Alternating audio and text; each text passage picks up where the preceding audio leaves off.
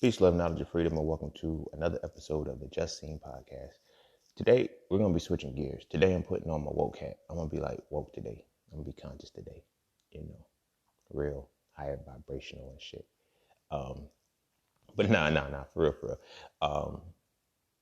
As they said in, elementary school and shit, put your thinking caps on.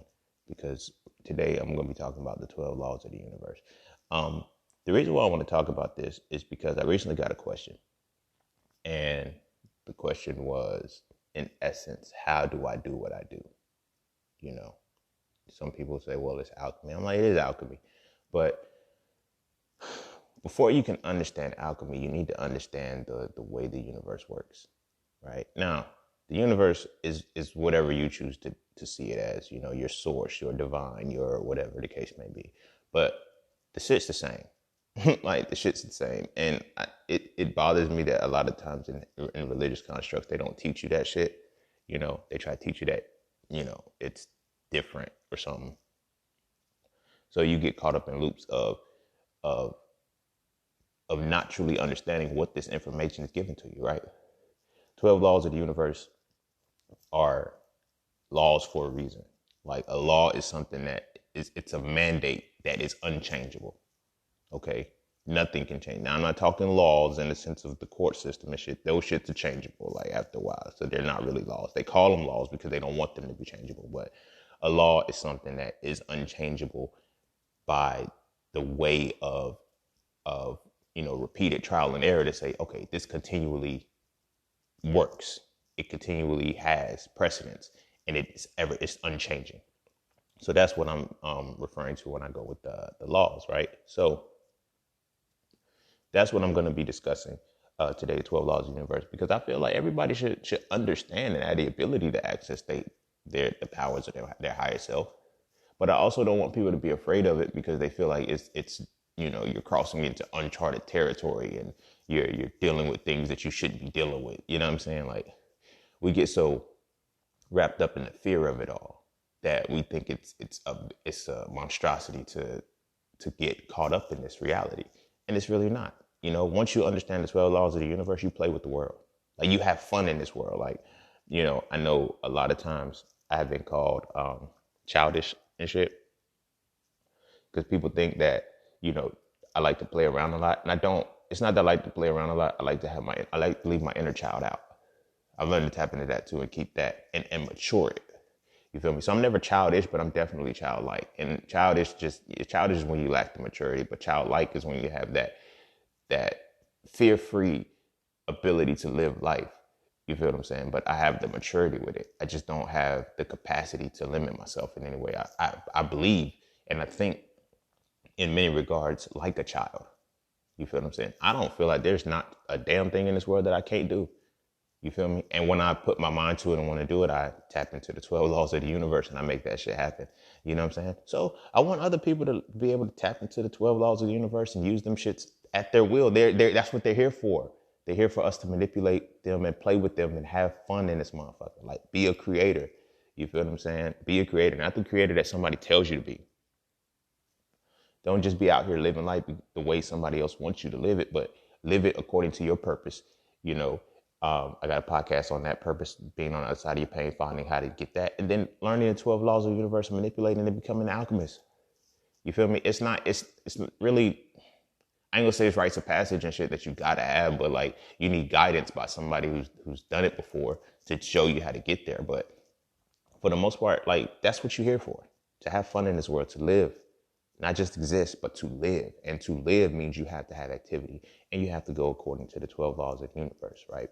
But before I dive heavy into that, as always, be sure to follow me on Instagram at _just_sing_, right? Visit my website at iamjustsing.com to get all things that are just seen. To all of the people who tip, donate, and sponsor the podcast, I greatly appreciate you. You are forever appreciated. If you would like to tip, donate, and sponsor to the podcast, you could do so by clicking the description of your podcast, not necessarily this episode. Cash App, PayPal is fine, and all of the links to everything is there. What else? It was something else I was really going to say, but I'll probably say it somewhere down the line in the podcast. Yeah, that's that's pretty much about it. Be sure to follow. Well, I already said that part. All right, I'm tripping. I'm gonna go ahead and get into it. I got to get my woke hat on. I got to put my woke hat on. So we're gonna take a quick break. I'm gonna go ahead and put my woke hat back on so I can come back in Zen mode, and then we're gonna dive into the universal laws, the universal laws, and the 12 keys to understanding you. I think that's what I said I was gonna call it. That's what I said. Yeah.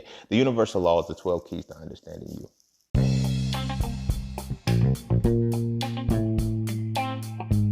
Oh yeah, and don't forget to visit IamJustSeen.com. There you can get all things Just Seen. You want to add the Soul series to your library? Visit IamJustSeen.com. You want to learn how to master the market for serious trading and investing? Visit IamJustSeen.com. You want to get your hands on some exclusive merch like tees, hoodies, coffee mugs, hats, bags? Visit IamJustSeen.com. Are you thinking about transitioning into the plant-based lifestyle? Visit IamJustSeen.com. You ever want to just chat with Seen about anything from simple advice to mentorship? Visit IamJustSeen.com. Anything and everything that is me, you can find at IamJustSeen.com. So just take a quick peek into my world and see why being just seen is nothing less but always more. Because you never really know what you need until you see it. You will never see it unless you visit IamJustSeen.com. All right. Welcome back. My conscious woke hat on. We're about to get into it. Stay Nama. Namaste. All right. So before we begin, we're gonna start off, defining law. You feel me? What is a law? Because none of this shit is gonna really make sense. It's gonna continue to be understood if the law is not there. Because if we try to understand the law from the legal perspective, we'll miss what we're supposed to, because the legal perspective says that a law is something that you shouldn't break or whatever the case may be. But that's not a law. Scientifically, laws are defined as the unchanging things that run a specific system, in a sense. Now that's not a written definition. It's me paraphrasing, but it's things that are unchanging, like the law of motion, the law of gravity. They do not change because they have been factually proven significantly several times over, and they work consistently 100% of the time. That is a law. You see what I'm saying? It is going to work 100% of the time.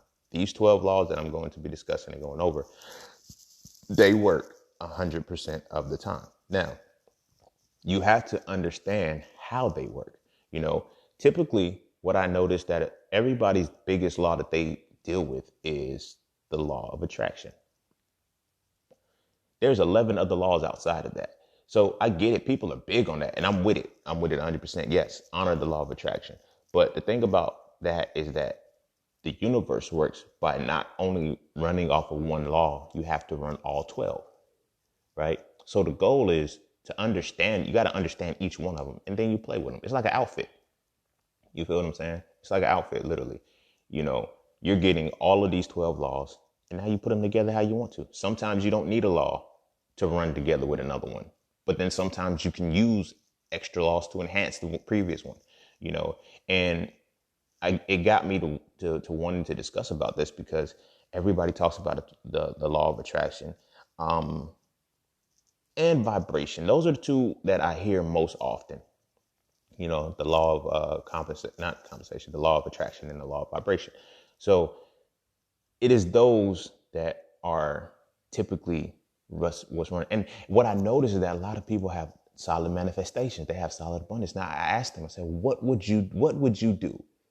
What could you do if you could put all 12 into action at one time? If you were able to implement all 12, how would you be able to live life?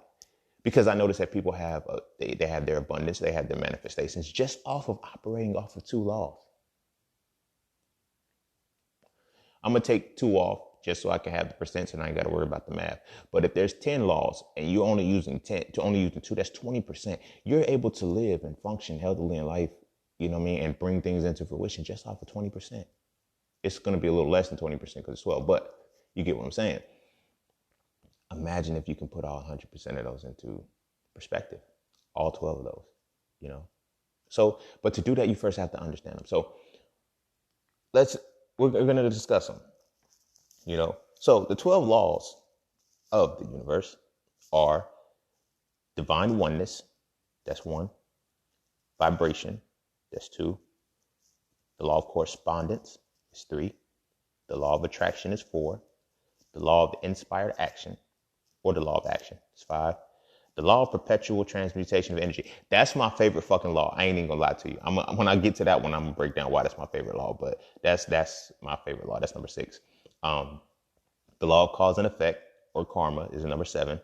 The law of compensation is number eight. The law of relativity is number nine. The law of polarity is number 10. The law of rhythm is number 11. And the law of gender, or reciprocity, is number 12. Well, gender, reciprocity, or balance is number 12, right? Those 12 laws, when you understand them, when you truly know them, like in and out, like you experience them and you know how to apply them to your life, the world opens up something beautiful.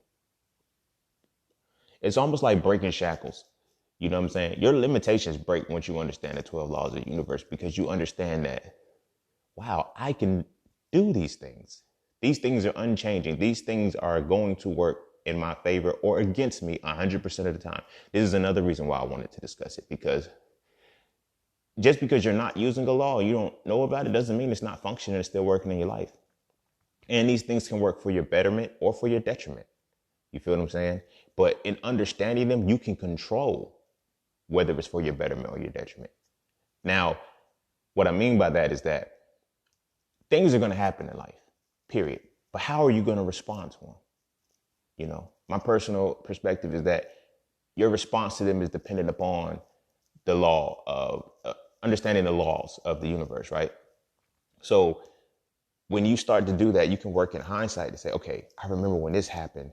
And then you think back to that and you can apply it to which law. So then when you get familiar with seeing how things played out, you can now be proactive, and you can start to set and plant the seeds early to say, okay, this is the outcome this is the desired outcome that I want. So this is how I need to put it in. So as opposed to just living and just winging life and saying, okay, this is what it's going to be. And this is what it is. Then I got to just constantly, go backwards and figure that out. And no, you don't have to keep going backwards. Like hindsight and foresight should both be 2020. And I say it when I talk about mastering the market, like the mastering the market ad that you hear up here, where I say the future is yours, but only when you create it, because you can create your future. It's not predestined. The only thing that are really destined is that we're born and we're going to die. Those things are predestined. We don't have, that is something that we can't really dictate in many regards. However, we can dictate everything in between that path. Everything in between that path, should we choose to. Now, this is not, let me go ahead and put the disclaimer out. This is not a shot at anybody's religious beliefs, anybody's spiritual beliefs. But as I said, these are the understanding of laws, and they apply to every religion, every spiritual belief. They are in there. Trust me. I've seen them in all of it. They are in there. That's why the number 12 is so important. But I'm not going to dwell too heavy on that, because we're about to get into it. Okay, so the first law of the universe, as I said, is the law of oneness. This is like, I'm not going to say it's the quintessential piece and the one that sets the tone, but, because each one can be used once you learn it. But the first law is the law of oneness, or the law of divine oneness, right? One phrase that I like to use, and I put this in my book, So Frail a Reality to Black Male Masculinity: from the one come the all, therefore the all is the one. That's what it means to be divine one in divine oneness. That understanding it, from the one come the all, therefore the all is the one. So whether we're looking at it from a perspective of we're honoring and worshiping a deity or whatever, this is why in our religious context it says things like ye are gods, or you're created in the image, because it's divine oneness. From the one come the all, therefore the all is the one. This experience of us is just the source experiencing itself from a different perspective. That's why biblically, when they say where two or three come together in my name, I will be there, because it's referring to God consciousness. It's referring to the fact that when people come together in tandem for one specific goal, God will be there. The God consciousness will emerge itself, and people will be in sync on one accord. From the one come the all, therefore the all is the one. You feel me? The two or three that come together, It's there, and that's what the law of divine oneness is. You feel what I'm saying? That law is, that helps, that law breaks the barrier. That law breaks the barrier. I think that's the understanding. That law is the first law to liberate yourself.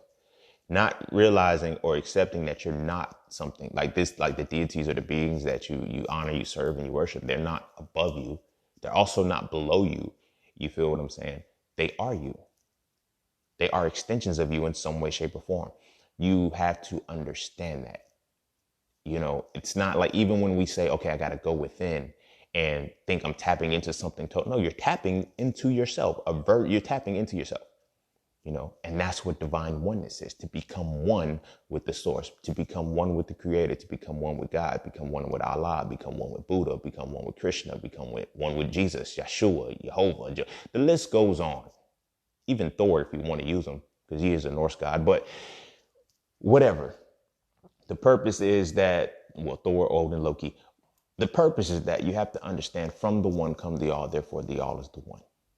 You feel me? And it's not blasphemous to understand that, acknowledge that, and accept that. In fact, it's blasphemous not to be it. When I talk to, a lot of my religious family and things of that nature, we go back and forth all the time, because I always understand, like, I'm speaking to them from their level of understanding, which is not my level of understanding, and that's perfectly fine.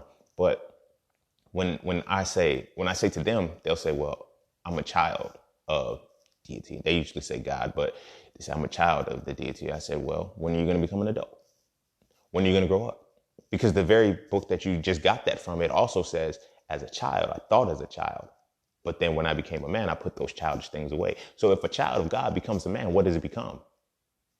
And it reaffirms in the book again, where it says, ye are gods, So, a baby cheetah, a cheetah cub grows up to just be a cheetah. So what do you think a child of God is supposed to be? And that is about understanding the law of divine oneness. It's a law. Again, it goes back to the word law. Laws are unchangeable and they work 100% of the time. You have the same powers. That's why you're created in the image. You just have to understand it, and that's where the 12 laws of the universe comes in, because it teaches you the principles of mastering that. So that's why I personally feel like that's the first law, because it is about, ensuring that you're utilizing the full capacity of yourself, higher self, lower self, your yin and your yang, your masculine, your feminine. All of these, we'll get deeper into that in another law, but that is what divine oneness is. I always keep that in mind. From the one comes the all, therefore the all is the one. You are an extension of the source, and the source is just an extension of you. Oh, no, I like it. I'm going to say it different like that. You are the extension of the source, and the source is the expression of you.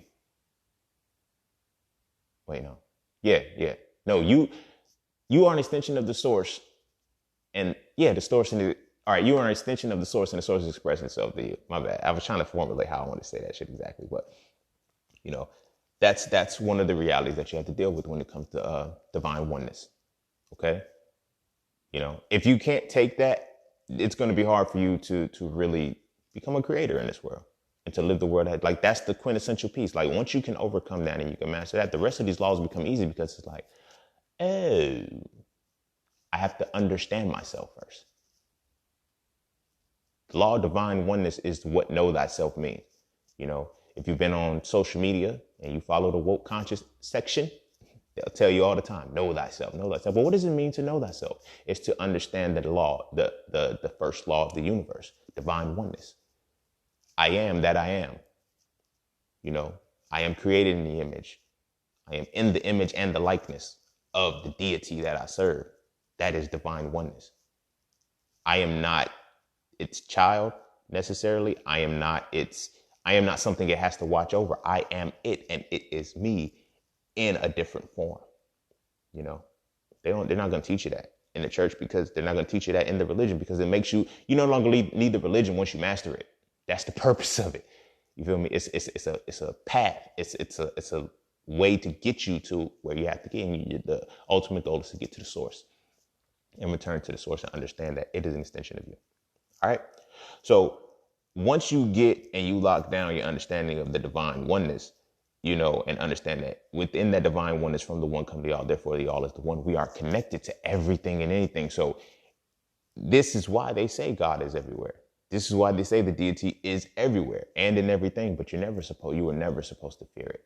You were never supposed to fear anything about it, because fear is the lack of understanding, and that which you fear, you'll never understand. You'll never grow to. So once you can conquer that within yourself, that first law, then you can move into the law of vibration, right? That's number 2, the law of vibration. It's dope because it shows you that everything moves in a circular motion, circular pattern. You feel what I'm saying? And it's dope. Everything moves in a circular motion, which lets you know that it all happens in cycles and phases. And these things, the law of vibration is mainly, I like to say that it's solidified through mathematics, only on the strength that mathematics, physics, they're pretty much based in the same thing, math, but in geometry. But circles are very important, because think about it, if something's moving in a circular motion and then the circle is 360 degrees, a perfect circle is 360 degrees. You feel me? It's powerful to know that, because rhythm and vibration, when things vibrate, they move in a circular motion. And I know it seems like it's not necessarily a circle, but a wave in the essence is a circle. You have a start, and then you have a start point, a crest, a trough, and then another start point, and it becomes a wave. But if you understand mathematics of sines, cosines, not necessarily tangents, but sines and cosines, they move in waves, and those waves are still circular motions. You feel me? The hertz, what people always say, yo, get on my frequency. The frequency is a circular motion. It is a cycle. It is something that moves within a certain rhythm of, I guess, higher planes, and that's the law of vibration. Like, yo, we vibe. Our circular patterns are moving in the same way, which means that when you flip the circle and you break it and you get to the sines and the cosines, that's when you get to, okay, our frequency is the same, because our circular motion, our circular movement of the essence of ourselves, our energies, whatever it is, it's moving in sync with something. Law of vibration is very, very important, because when you're moving with the law of vibration, you can start to understand the things that are not in tune or in line with you. If you understand physics a little bit, right? They have constructive waves and destructive waves, right? Constructive waves are going to multiply, but destructive waves are going to mute each other, which is dope, because when the vibration is operating from a different perspective, like a polarizing perspective, it's neutral. And we'll get to that when we talk about polarity, but it's neutral, which means it zeroes out. You feel me? It literally zeroes itself out, which is very, very important, because if you're vibing with things that are completely opposite from you, you will neutralize yourself. You dig what I'm saying? 100% of the time, because it is the law of vibration. You feel what I'm saying? So in this life, you want to live with things that and interact with things and vibe with things that are constructive to you. They enhance and they multiply where you are. But again, we'll get into that. Right now, I just want to do the overview of what it is. So that's the law of vibration. So we have the law of divine oneness, and we have the law of vibration.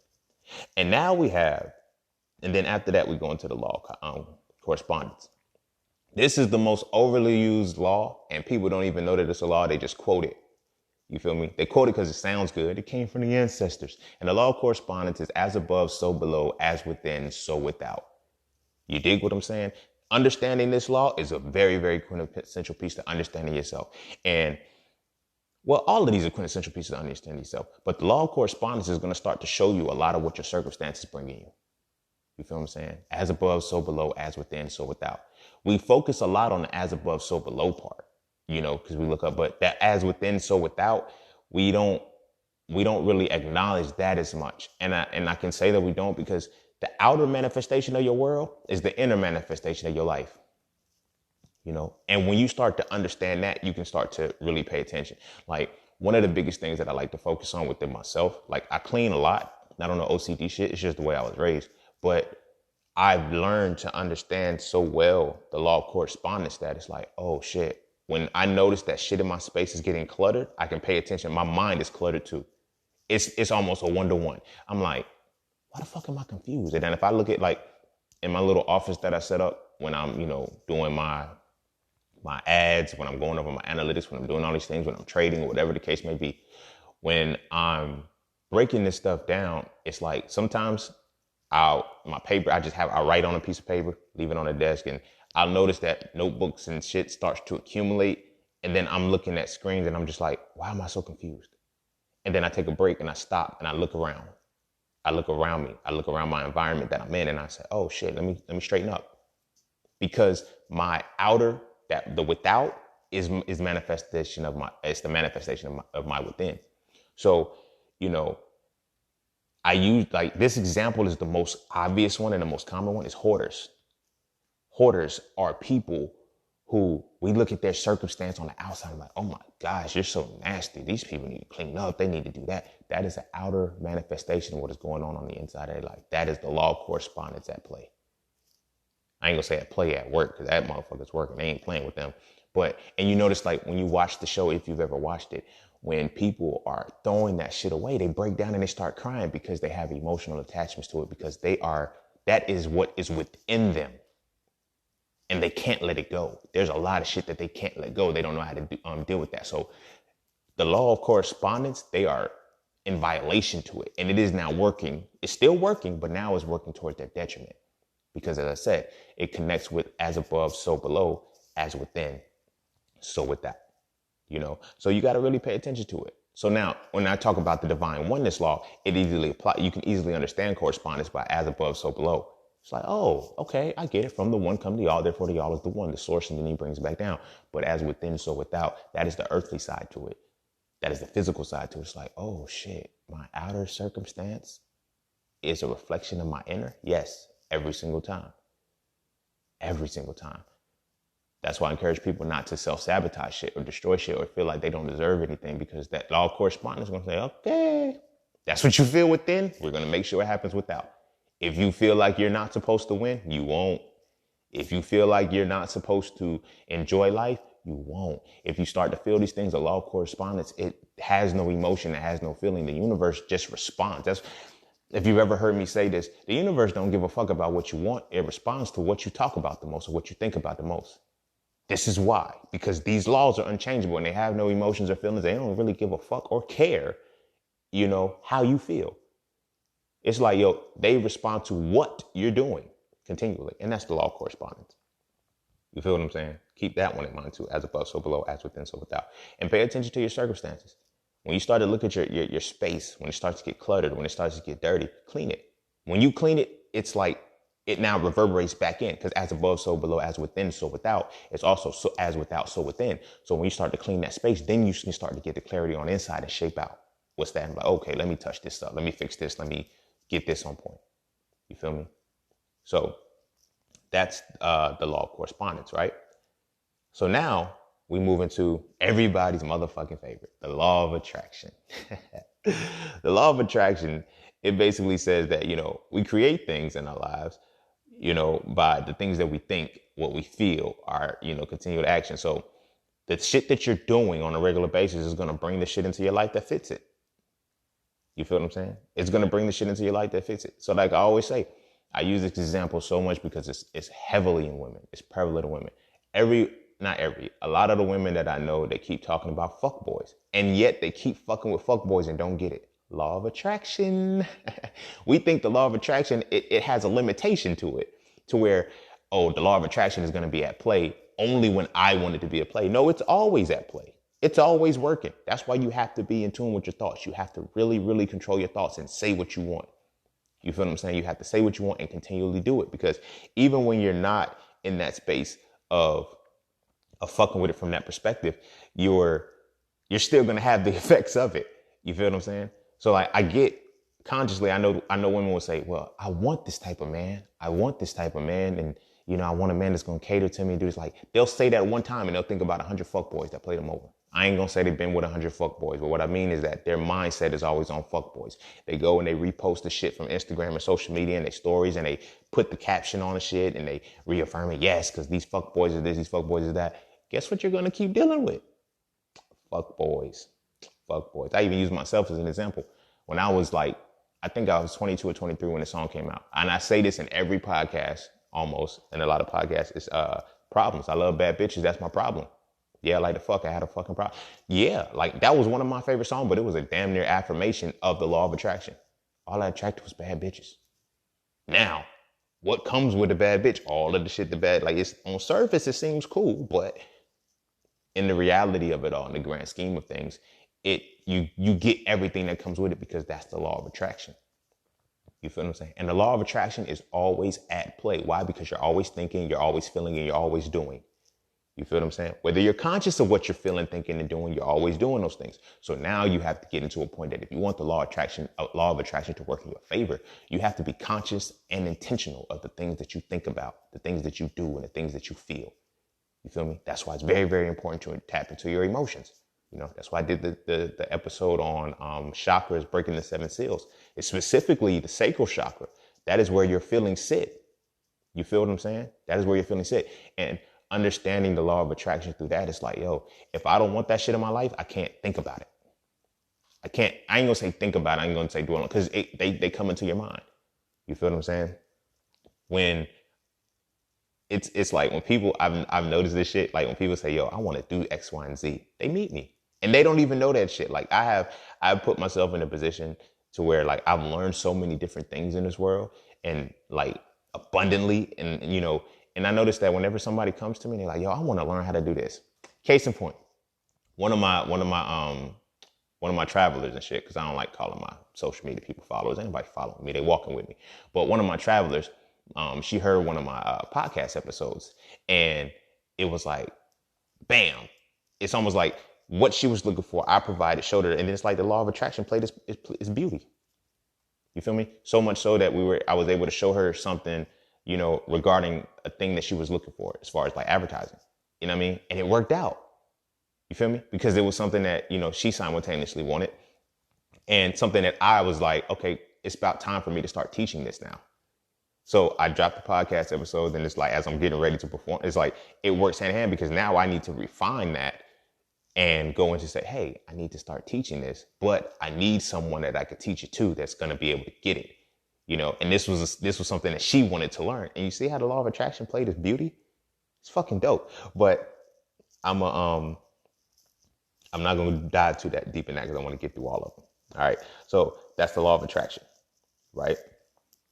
You got to remember, it's based off of your feelings, your thoughts, and your actions. The shit that you do on a regular basis. That's why it's very, very important not to get stuck in mundane cycles. You feel me? Because the law of attraction is just going to keep giving you more of that shit. Like, you feel what I'm saying? It's cool when we're trying to manifest things and we're like, yo, but we got to realize that we're manifesting at all phases of our life, at all moments of our lives, even when we're sleeping. You feel what I'm saying? You're attracting something. So be intentional with the things that you attract on a multiple basis, and retool your mind to make these things a reality. All right. So after the law of attraction, we have the law of inspired action, right? Or basically just the law of action. Now, this is the one where it's like, you got to do shit.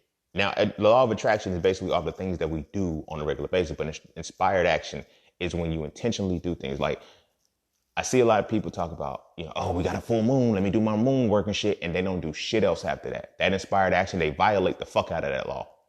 You feel me? The inspired action requires you to overcome inertia and maintain momentum. If you are not maintaining momentum, it's not going to do any good for you.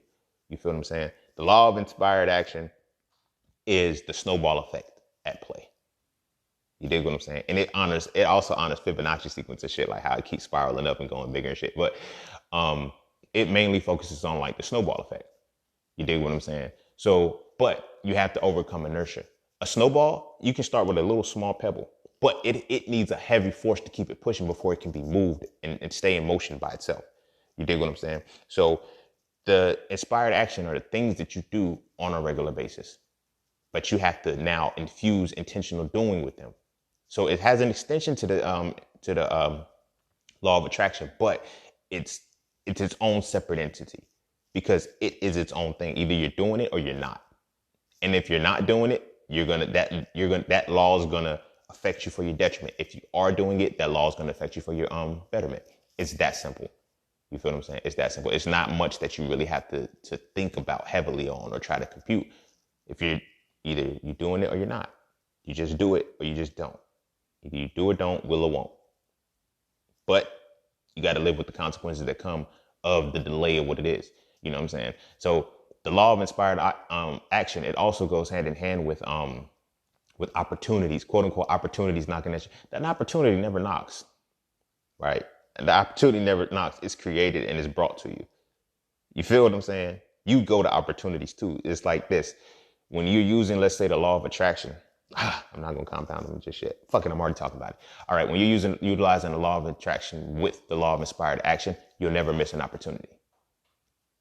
But you notice that, have you ever been on pace to do something and then the shit comes because it was going to come anyway? Why? Because you set the attraction and you started the motion. So when you started, you were supposed to keep going to meet it halfway. It still came and you missed it because you weren't ready, because you stopped doing the inspired action.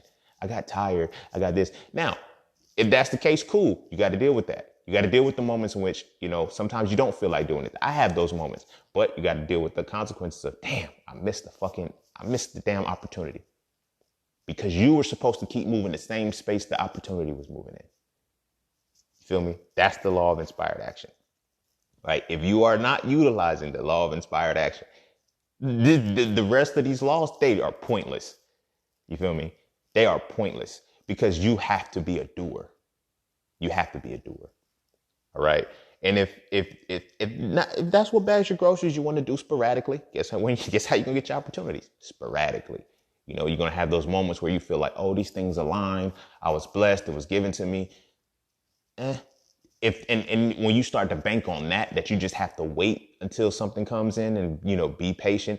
A part of patience is not just waiting. Waiting and patience are not the same thing. Patience is doing the work until the opportunity is right in your face. And when it hits, there it go. You don't even have to think twice. Like, you can just, everything aligns for you to just go ahead and do it. You know what I'm saying? And that's where, with inspired action, it leads to divine alignment, divine timing, and divine calibration.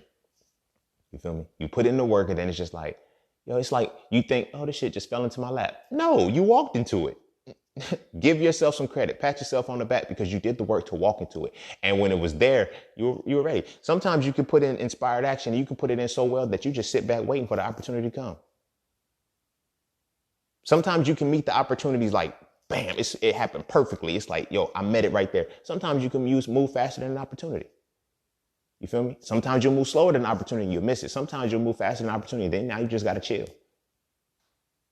You feel me? You just got to chill. And it's cool. It's cool to do that. But that is the law of inspired action. All right. The next law is the law of perpetual transmutation of energy.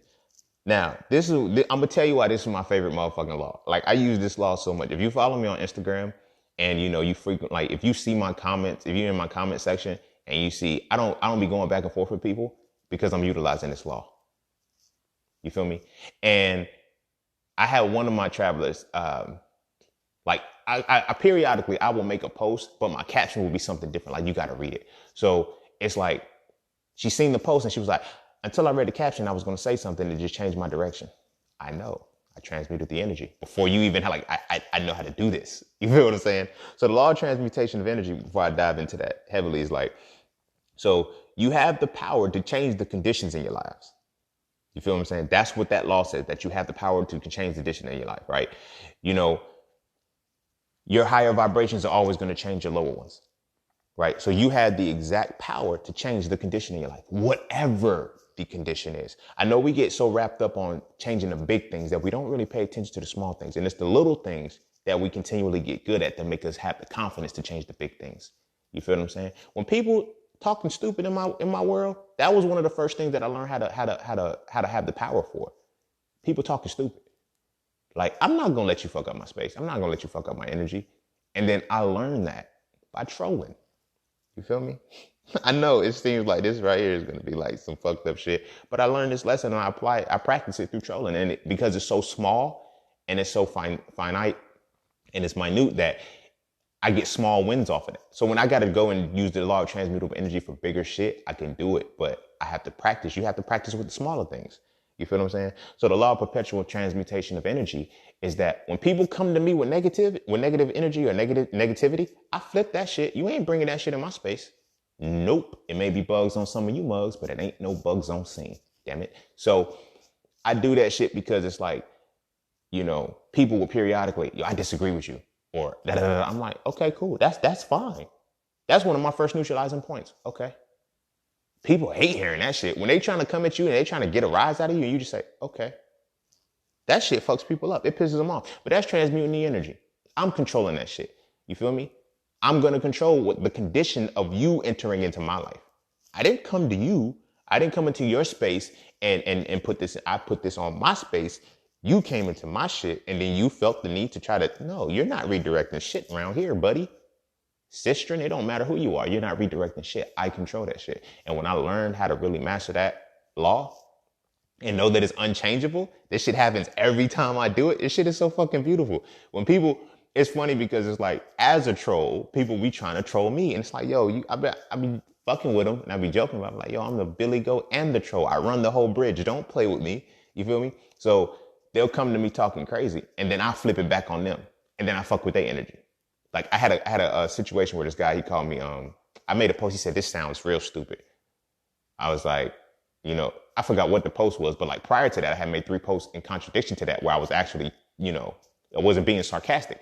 So he says the post sounds stupid. So then I was like, well, I kind of did a whole podcast episode and, did this on this and I called him champ. And he was like, oh, so you're going to talk condescendingly on me now. And it's like, no, how you going to say I sound stupid and get upset? See, I transmuted that energy. I made him feel the way he thought he was going to make me feel. This is some powerful shit and it's fun to do. I'm telling you, it's so fun. It's like when I see people say things like, yo, I'm going to match your energy. I don't match your energy. I transmute that shit and I control it. And you don't even know that what I'm doing to you is changing. Like I have so many people who would start off with a conversation with me because I stand on the shit that I talk about and they'll say, I don't agree. But by the end of the conversation, somehow they agree. Did I manipulate them? No, I stood on my shit and I transmuted the negative energy they were trying to be. Because a lot of people just come to you just for opposition. I'm going to show you what I do with the opposition. I transmute the fuck out of it. You feel me? I transmute the energy that is brought to me. So that law that is your power law, I feel. You feel what I'm saying? That's when you really are, okay, this is my shit. You ain't fucking with nothing that's mine. You feel me? They be like, are you going to walk away from the situation? How are you going to diffuse it? Like, I remember I was working in Philly. I was a manager in a valet service. And this elderly lady, well, she wasn't elder. I say she probably had to be like 40, 50 or some years old. But I know her nephew was like my age. So I kind of knew, she was up there. But she's upset that her car got damaged. And it wasn't us who did it. It wasn't us who did it. Like, you feel me? And she was like, you guys should have did that. And like, no. So I'm like, we marked the car. She was like, well, no, I said, we don't have blue pillars in our parking lot. We only have green and yellow. This is a blue mark. We didn't do this. I said, we can submit it. We can submit the claim and I'm going to put my garage. I said, it's going to be denied, ma'am. So she's getting very, very upset. And she, and she wants me to get that. I'm like, no. So I'm still, banging. And then she poked me. When she poked me in my chest, I got real mad because I'm like, don't you put your hands on me, motherfucker. Like, ooh. And I said, yo, you lucky I'm at work and your nephew is lucky I'm at work right now. Because I said, I will beat the shit out of him just to show you. My bad. I got triggered because I remember that like it was, she ain't had to poke me, bro. But anyway, I'm showing how I transmuted the energy. But I held it, so I still kept it going. I was like, so she's trying to get more and more angry. And she's trying to put it to a position where I lose my cool. So if I lose my cool, she's like when people do that, you feel me? They have a cap. You feel me? They can only go as high as your energy will allow them to go. So when people get they get into a rage with me, that's the peak. And I start bringing that shit down. You feel me? They try to get hype and try to get extra with it, but they can only get extra if I give them the juice to do so. If I start taking away the juice, they have a ceiling. They can't go any higher than that. Pay attention to the shit. When people are arguing with you, next time, I ain't gonna say next time, I hope you're not just arguing frivolously. Please don't. But next time, if you're getting into an argument, if you get into a situation, think about the law of the perpetual law of transmutable energy. And don't feed into it. Watch, you will see that this person has a cap. They can't get any angrier than they are. Or they can't get any higher than they are in the current state. Their energy is at that peak. It can only go higher when you engage with them on that level. Then that's when it becomes more. But until you get to that point, the shit's diffused. You feel what I'm saying? And then you start to bring it down. So Again, I'm still holding true. I'm not getting upset. I'm not getting riled up or anything. I kept her at that level. She wanted me to get upset so that way she can try to get more out of the hotel or whatever the case may be. I said, no, you're not getting anything from us. Like, we're not doing it. And I stood my ground and shit. She went home. She called back and apologized to me because her son admitted that he hit the car before she left. And she's still trying to make it seem like she wasn't wrong. So she's like, well, you guys have to, let the guests know if their car is damaged. I said, ma'am, we deal with over 100 cars a day. We don't have time to stop for each individual person and tell them your car was damaged. We assume your car. It's your car. She was like, yeah, well, I guess you're right. I do apologize and everything. I brought that shit all the way down. I transmuted the fucking energy. I control that. When I started to learn how much power I have doing that shit, you feel me? I learned that really though when I was a kid. You feel me? When I was a kid, my siblings and shit, they tell this story all the time. Like, and it pissed them off when I was a kid, but they would be like, hey Ray, can you go do something? I'm like, I will. But they say it funnier than that. They're like, I will. Like, I didn't really say it like that, I don't think. But you feel me? I'm like, I will. But it's like, you're not gonna move me because your time. I stuck to that. Like, you feel me? I was like that since I was a kid. It's like, I will. And then I got to it. But it will always upset them. I transmuted their energy. I made them feel the way, however, I will. They were like, oh, I can't stand when you do that. And then they'll laugh at it after that because it was like, it will piss them off, but it was like, they knew that my energy wasn't to take them there. So they would eventually laugh and come back down. You feel what I'm saying? So I've been able to transmute people's energy for a long time. Those were the small things, and it helped me to transmute the energy of the world. Of the things that, like, when that shit, I'm like, I don't want this shit to affect me anymore. Let me transmute it. Let me not meet it in a negative light. Let me only meet it in a positive light, dilute it, and then switch it back the other way. You feel what I'm saying? So that is a very important law, because that's when you start to understand your power. I can do this shit. This is me. Yes, it is you. It's the transmutable energy, the perpetual law of transmutable energy, transmutation of energy, right? Pay attention to that shit. If you follow me on Instagram, look at my comments sometimes and watch how I don't argue with people. I got a homegirl, she was like, yo, how do you stay calm with this shit? Cause I control this shit. It's like this. People come to me to argue. The fuck, like, I'm already winning. Like, once you accept that shit, if people coming to you to argue, you're already winning. I just practice it. I just keep my skills on point. I'm gonna transmute this energy. I'll laugh at you. You feel me? I'll make a joke. Like, I know there's a lot of people who would come to me on some sinister shit, and they can't leave sinister. Like, it's like, damn, he flipped it. He flipped it. It's like, yo, like, I don't mind when people, say shit that I post is bullshit. Cool. It might be. Damn, that's how you gonna end it? Yep. I'm not about to go back and forth with you about no stupid shit. You got me fucked up. You're not fucking up my peace. And I'm gonna laugh at you afterwards, because that's the law of transmutable energy, right? So now, from there, we're gonna go into the law of cause and effect, right? The law of cause and effect, it pretty much follows the energy. Because when you understand, oh shit, I can create this desired effect. Yo, I'm telling you have fun with this shit, right? So the law of cause and effect shows that there is no coincidence. People think shit is coincidental, and it's not. These are the previous laws already playing in motion. The shit that you've done behind the scenes, whether you were conscious to it or not, you've already done it. There's no coincidence. It's cause and effect. The shit that you do is the shit that reverberates.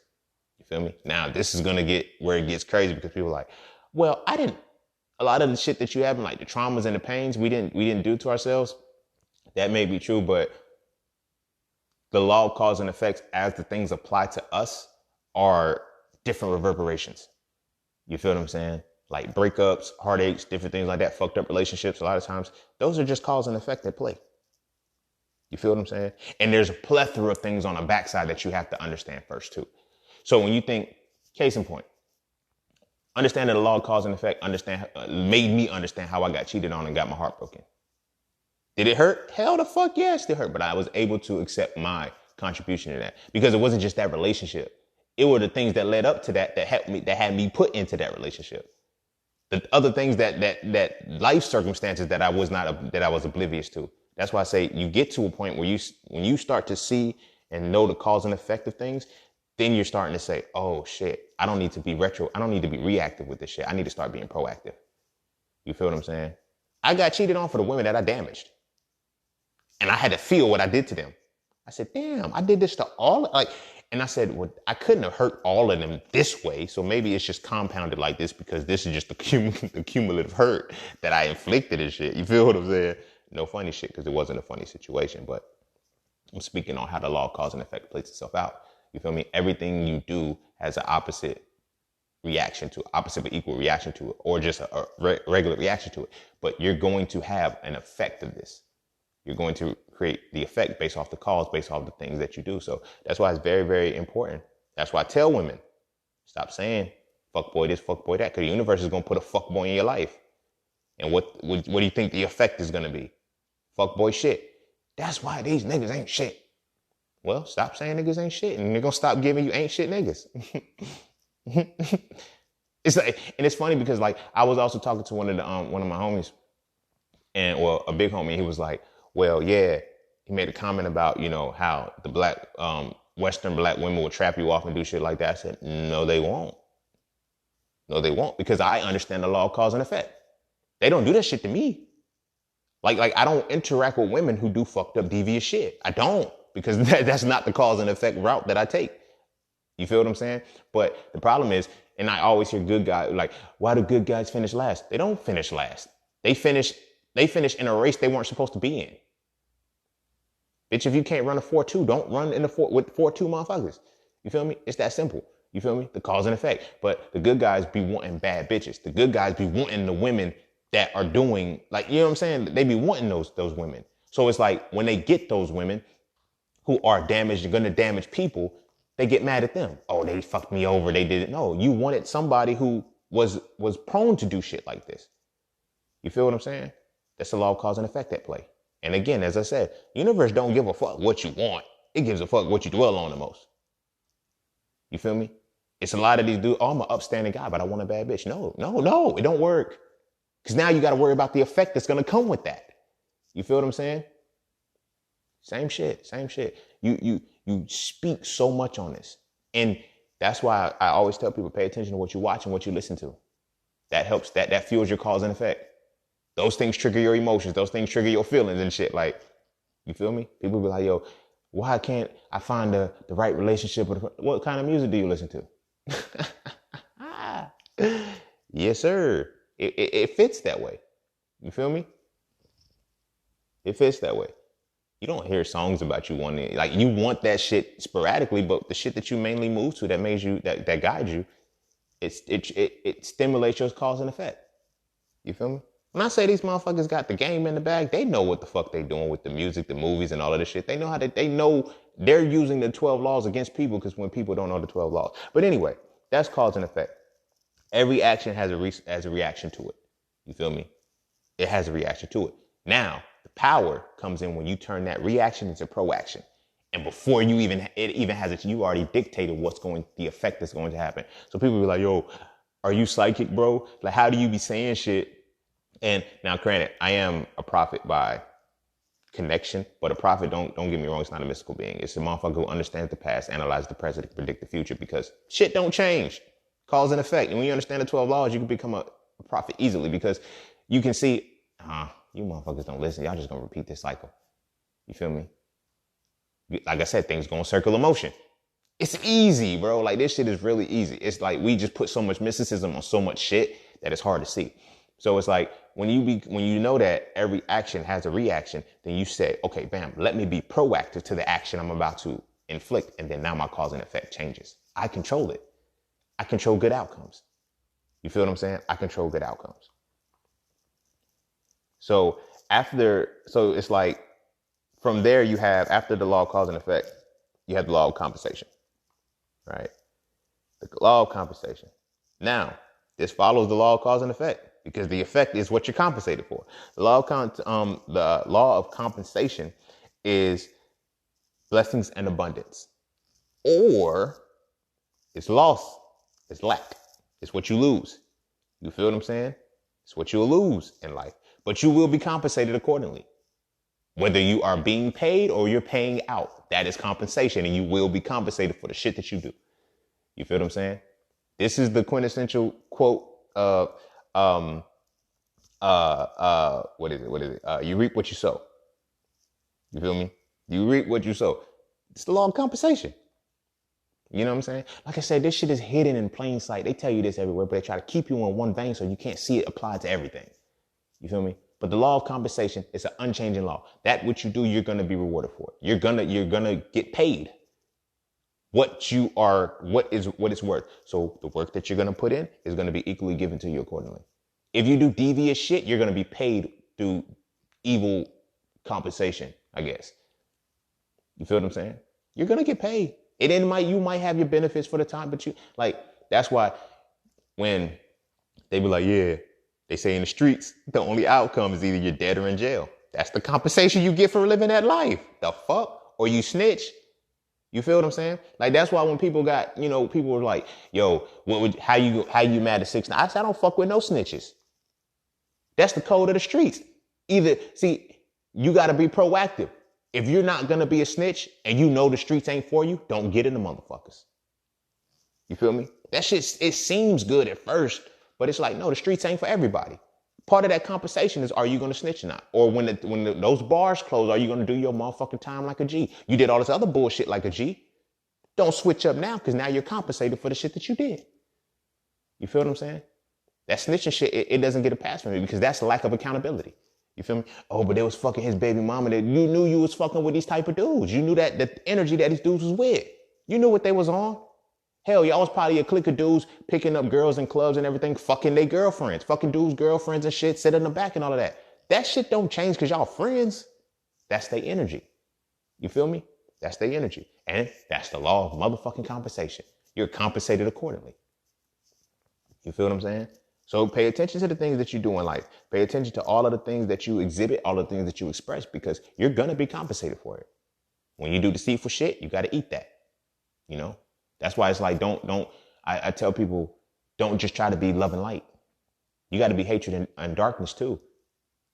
Because you have to understand that, well, I'm not going to say you have to be hatred and darkness, but you need to understand when you're operating through hatred and darkness, because you got to anticipate how you're going to be compensated for that. You feel me? You got to anticipate how you're going to be compensated for that. It's coming back to you. But what will come back to you? That's what I say. When you start learning to be proactive and I can control this shit, I know what things are going to come back to me.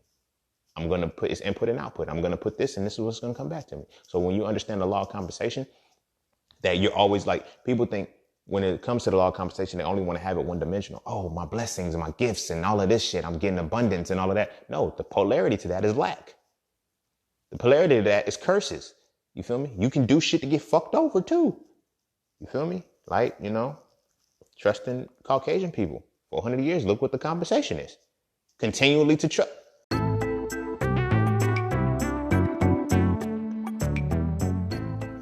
All right. Look. The markets are not a difficult place to understand. All right. You just have to know what you're looking at. And there's 5 things that you need to see before you can make any market entry. First, you need a pocket, so you can know which direction the market is going in. Second, you need a pullback, so you can get the better price. Third, you need a battlefield, so you can see when that market movement is slowing down. Fourth, you need the upper hand, so you can see when the market reactivates. And last, you need a final push, so you can see the exact moment when it's time to go with the direction you are already moving in. Okay? Of course, there's so much more that has to go into that, and it's not as cut and dry as that. But those are things that I teach in my Mastering the Market course. So if you would like to learn more, please visit IamJustSing.com and check out the Mastering the Market course today. Although it is directed and specialized for Forex, all of the skills, I crafted them to be transferable to any market that you're looking at.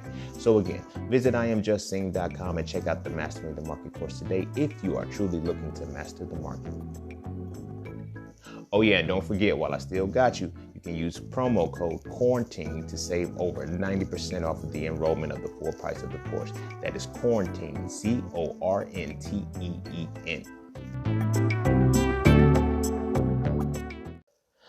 All right, so the next law that we're going to go to after compensation is another one of my favorites called the law of relativity, right? The law of relativity is one of my favorites because it's like, you can't, like, you're going to receive your just due, but each thing is different from the next person. You know what I'm saying? And it's to strengthen you. Like, every experience is relative to the experiencer. Like, you feel what I'm saying? This is why it's like, it's very, very touching when somebody's telling a story about how things have affected them. Case in point, if a motherfucker says, I'm tired, and you say, well, I've done, shut the fuck up. You're violating the law of relativity. You're violating the law of relativity. So now when you say shit like that to somebody, then when somebody undermines what you feeling, you're going to feel like, oh, people do that. Shut the fuck up then. The universe is going to show you to shut the fuck up because of the law of relativity. Everybody's experience is different. You feel what I'm saying? Everybody's experience with this world is going to be different. So it's relative to the experiencer. So when you understand that we all have our own things, is like, and that's where that phrase, well, it could be worse. Or, you know, I'm at least I'm still alive. Like, don't do that to yourself. Don't do that to yourself. Don't compare your pain or your detriment or the things that have happened to you to the fact that, well, at least I'm still alive, or at least no. Accept it so that, and understand the law of relativity, because that very well could have been death for somebody else. You feel what I'm saying? But don't undermine what it is for you, because it's like, yo, this hurts. You feel what I'm saying? That's one of the violation of the law of relativity is one of the biggest reasons why men are not able to deal with our emotions, because we're boys are supposed to be tough and strong and all of these things. The law of relativity is violated for boys.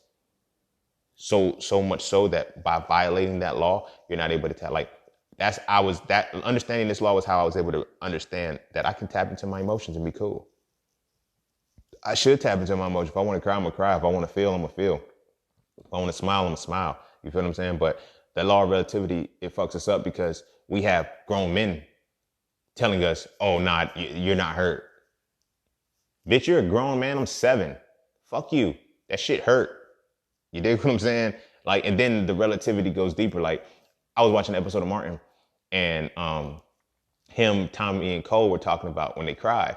And Tommy was like, yeah, I cried. And it was like, for real? He said, yeah, man. He said, I was like 7 years. What he said? I was 7 and I got my hand stuck in the trash compactor. And he was like, man, if you would have said 8, you would have been a punk. Like, I don't give a fuck who you are. You could be 30. If you get your hand stuck in a trash compactor, bitch, you gonna cry. That shit is painful. You feel what I'm saying? So it's like, but that law of relativity is, we're trying to make law of relativity contradicts universality. Where people say, you know, everything happens to, no, it doesn't, not the same way. You feel me? It's never the same way. And that's one of the biggest things that fucks us up. You feel what I'm saying? And it fucks us up so bad because we try to live our lives in accordance to what somebody else may have overcome. Like, I used to look at people and they be like, you know, I used to be one of these motherfuckers who be like, yo, we got the same 24. No, we don't. No, we don't. The law of relativity helped me stop saying that shit. It helped me stop saying, yo, because you're not me. I mean this in the most modesty. Motherfuckers don't have you. You have to be me to have my same 24, to be able to do what I do with the same 24. I naturally wake up early in the morning. Like, I can naturally operate off of 6 hours of sleep, 4 to 6 hours of sleep a day. I can naturally do that shit. I naturally have a relentless resilience to push through shit. You feel me? Like I always tell people, I was just making a post about it. I said, I'm not hard on myself. I just hold myself accountable, because to the relative person, when they see the shit that I do, damn, you so hard on yourself. To me, I'm not really hard enough. You feel me? Because it's relative to the experiencer. But understanding that, you're able to experience your life the way you're supposed to without comparing it to anybody else's. You feel what I'm saying? Like the whole rest his soul, man. Long live King T'Challa. You feel me? Long live Chadwick Boseman. But when people like, he did all of these movies and shit and still had cancer, relativity. It's the law of relativity at play. You don't have his drive. You don't have the it factor that pushed him. So don't get on social media and say there's no excuse for it. Yes, there is an excuse. You feel what I'm saying? Motherfuckers got kids. Motherfuckers got debt. Motherfuckers got school. Motherfuckers got all this different shit that they got to deal with. Don't do that shit. You feel me? The law of relativity is now being violated.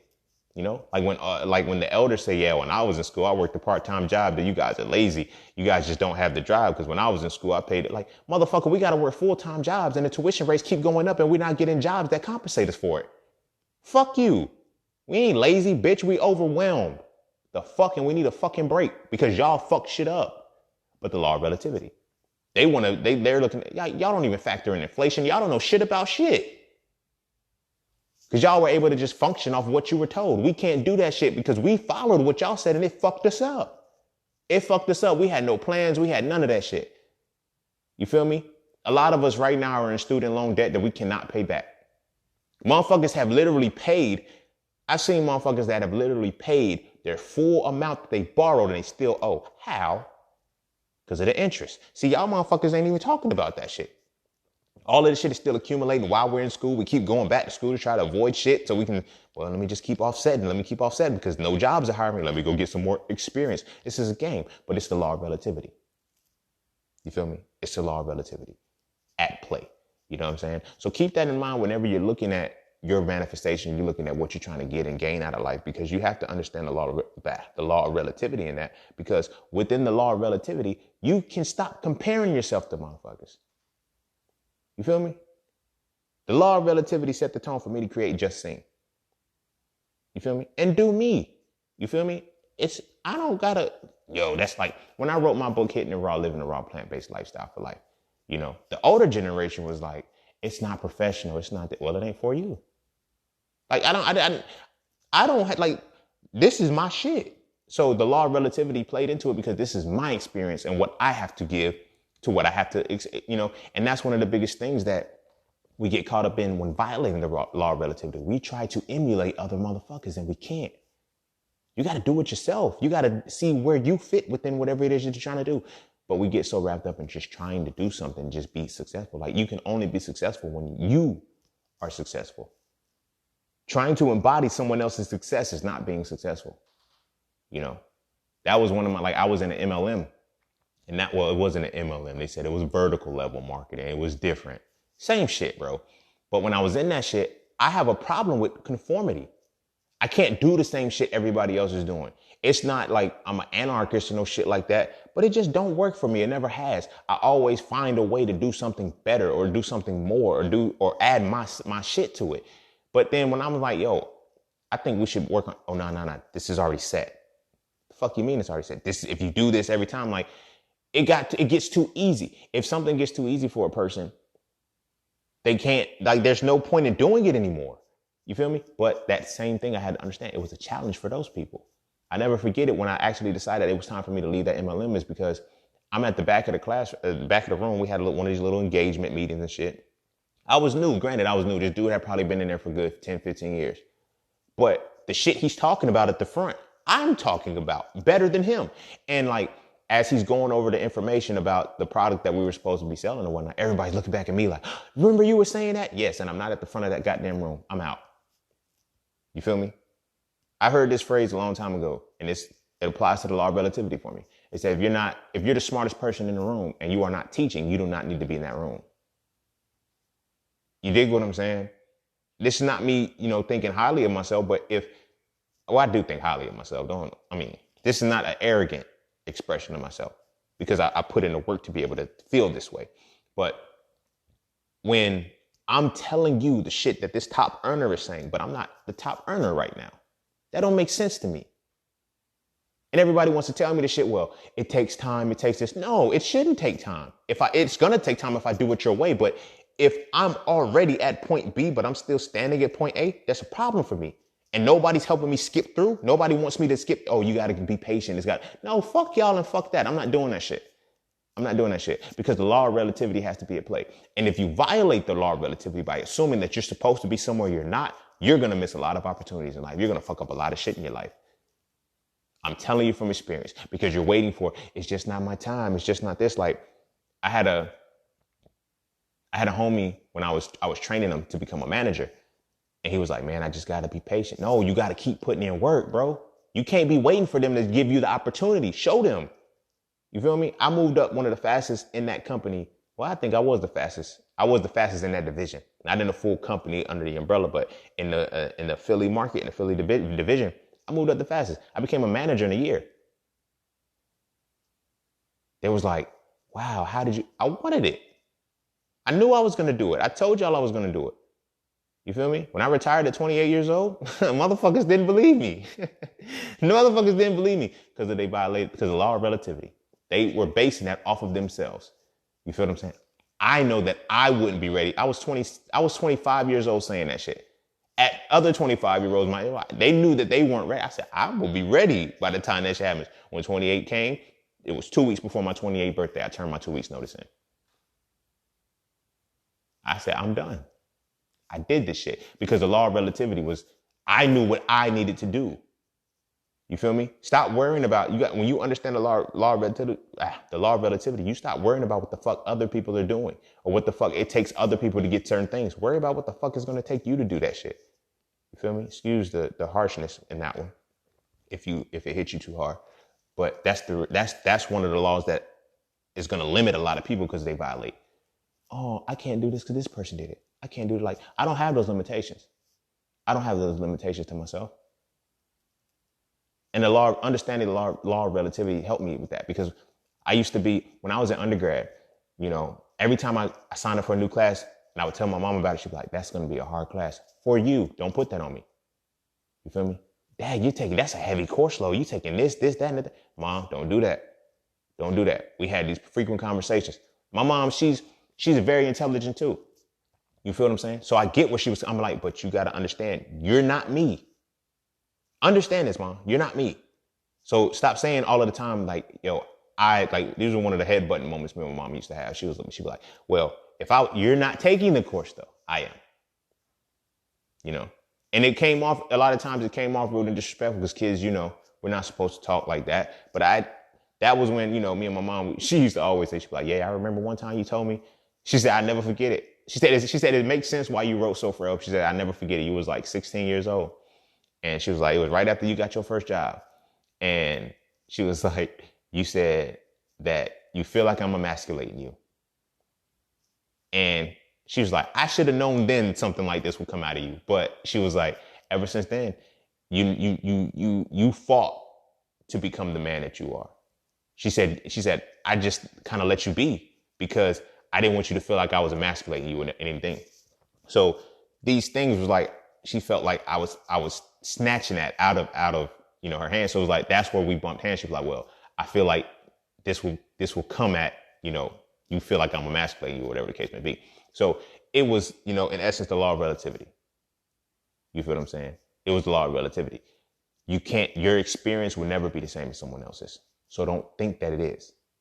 You feel what I'm saying? Don't try to make it like somebody else. Don't try to fit it. You have to find what is yours.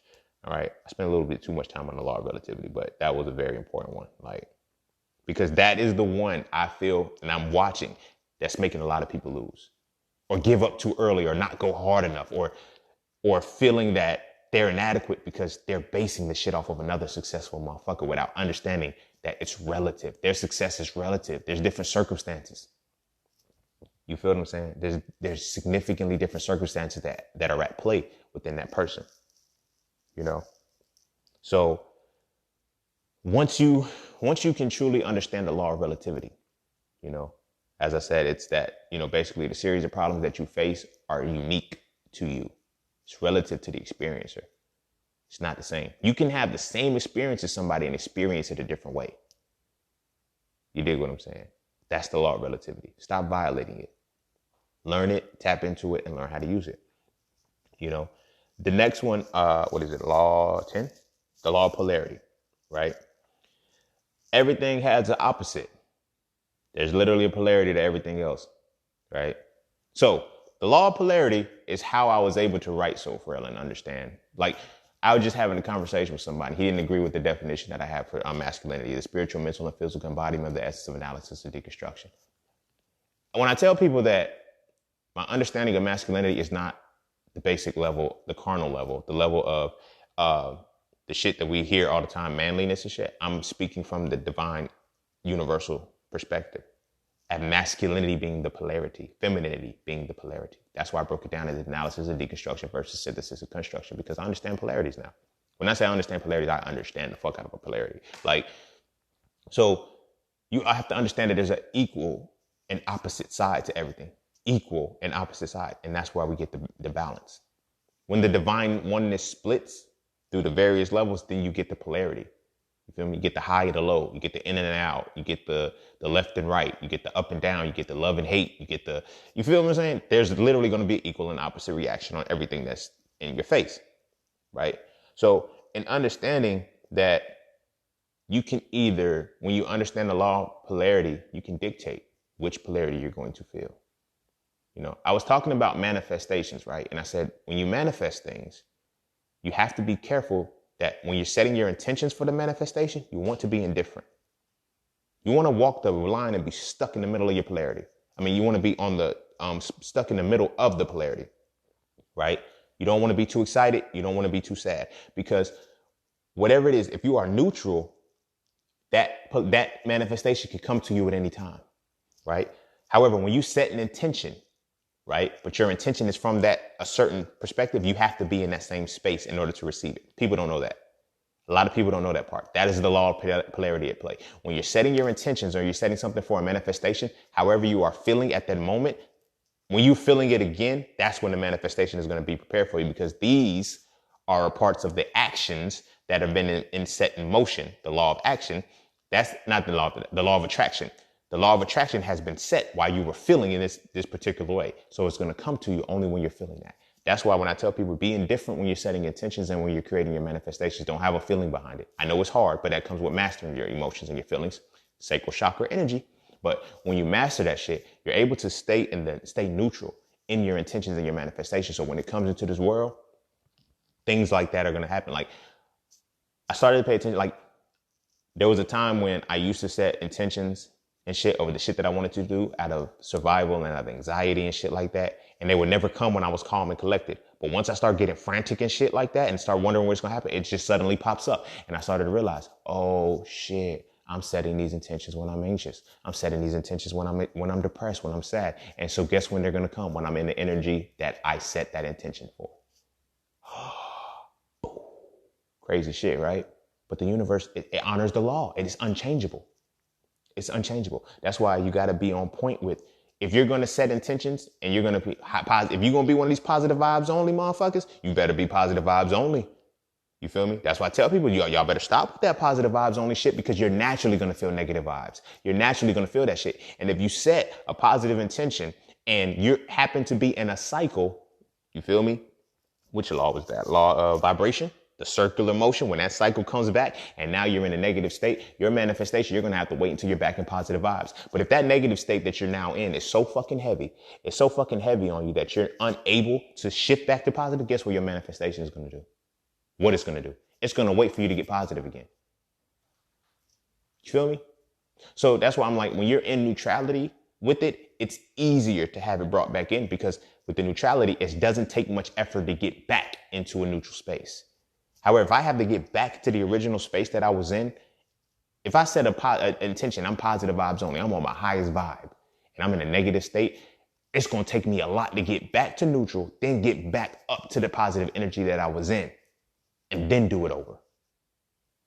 You feel what I'm saying? Like, that's why this is one of the reasons with the law of polarity, this is one of the reasons why it's so hard for a lot of people to be able to get into a new relationship or a more healthy relationship, the law of polarity, because they want to get back into a good relationship while they're in a negative space. So when they start feeling good and everything like that, when they start finding these positive things, like I said, law of attraction, all of this shit is coming full circle now. I hope you're paying attention to it. When you're in these relationships and shit, and you wonder why, okay, I want this person that's going to be this, and you want it, and you're setting the intention while you're in a negative space. You didn't heal. You didn't heal. Guess what's going to happen? That person is going to come into your life and you're going to fuck it up because you're not ready. That's law of polarity. That's law of polarity. It's going to work. It's going to fucking work. It's going to work every time. That law is going to work 100% of the time. That law is now going to be used because if you're in that negative state and you set that intention, you have to be in a negative state to have it. You feel what I'm saying? Like I said, I'm a healer. I'm a natural healer. You feel what I'm saying? And a teacher. So I noticed that I would run into, broken women when it came to relationships, right? And then I would listen to them as we would go, I prayed for a man like you. When you were where? In a fucked up state after another motherfucker done broke your heart and damaged you. So you got me. But now, in order for you to keep me, and this is why the trauma bonds and the fucked up shit happens, because in order for you to keep me, you have to remain negative. Because that's when you set the intention to have what I am. Now, when you start getting better, you're going to leave me alone. You feel what I'm saying? People be thinking, oh yeah, you got put back on and then you just left her alone. Or you got put back on, you just left him alone. No, I'm no longer in that space in which I set the intention to have you. I can't be with you. I can't be with you. It's good. Like, there's no way I can, you know. And I used to, like, one of the rationale I used to have when I first got my heart broken, I was like, well, damn, that's fucked up. I said, I put her in a position to feel confident enough to cheat on me. You feel me? And I can never understand why I would keep saying that. It was more subconscious talk, but I get it now. It's like, it was the law of polarity. It was a part of the law of polarity. She was in a fucked up space, and I served that. You feel me? I served that. This is why now I'm more intentional with the shit. What space are you in right now? Are you over the person that you're with? Am I a rebound or whatever the case may be? Because I need to know this shit, because you right now, you're setting attention for what I am, for healing, not to be in a relationship. That's why when you get to that point, I walk away from you. But I can't walk away from you if you're in a relationship because we fucked up and crossed the line, because you were in a space setting an intention and I came to deliver. You feel what I'm saying? And not just relationship wise. I know people who are looking to learn new shit, and you feel me? In that space that they're in, bam, here's the person. You feel what I'm saying? That's why I always tell people, heal and make sure you're in a neutral space whenever you're setting any intention, especially relationships or things of longevity, things of importance. Make sure you're in a neutral state. You don't even want to be in too much of a positive state, because now you have to stay there. And then now you're fucking up the harmony of the universe naturally.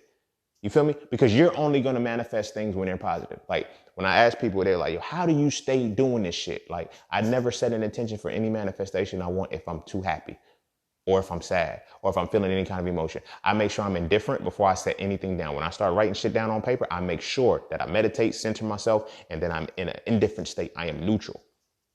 So that way I don't have to worry about being in any, so when shit just randomly comes to me, because I'm in a neutral space, I'm not feeling too high, I'm not feeling too low, I'm there, I'm in that space.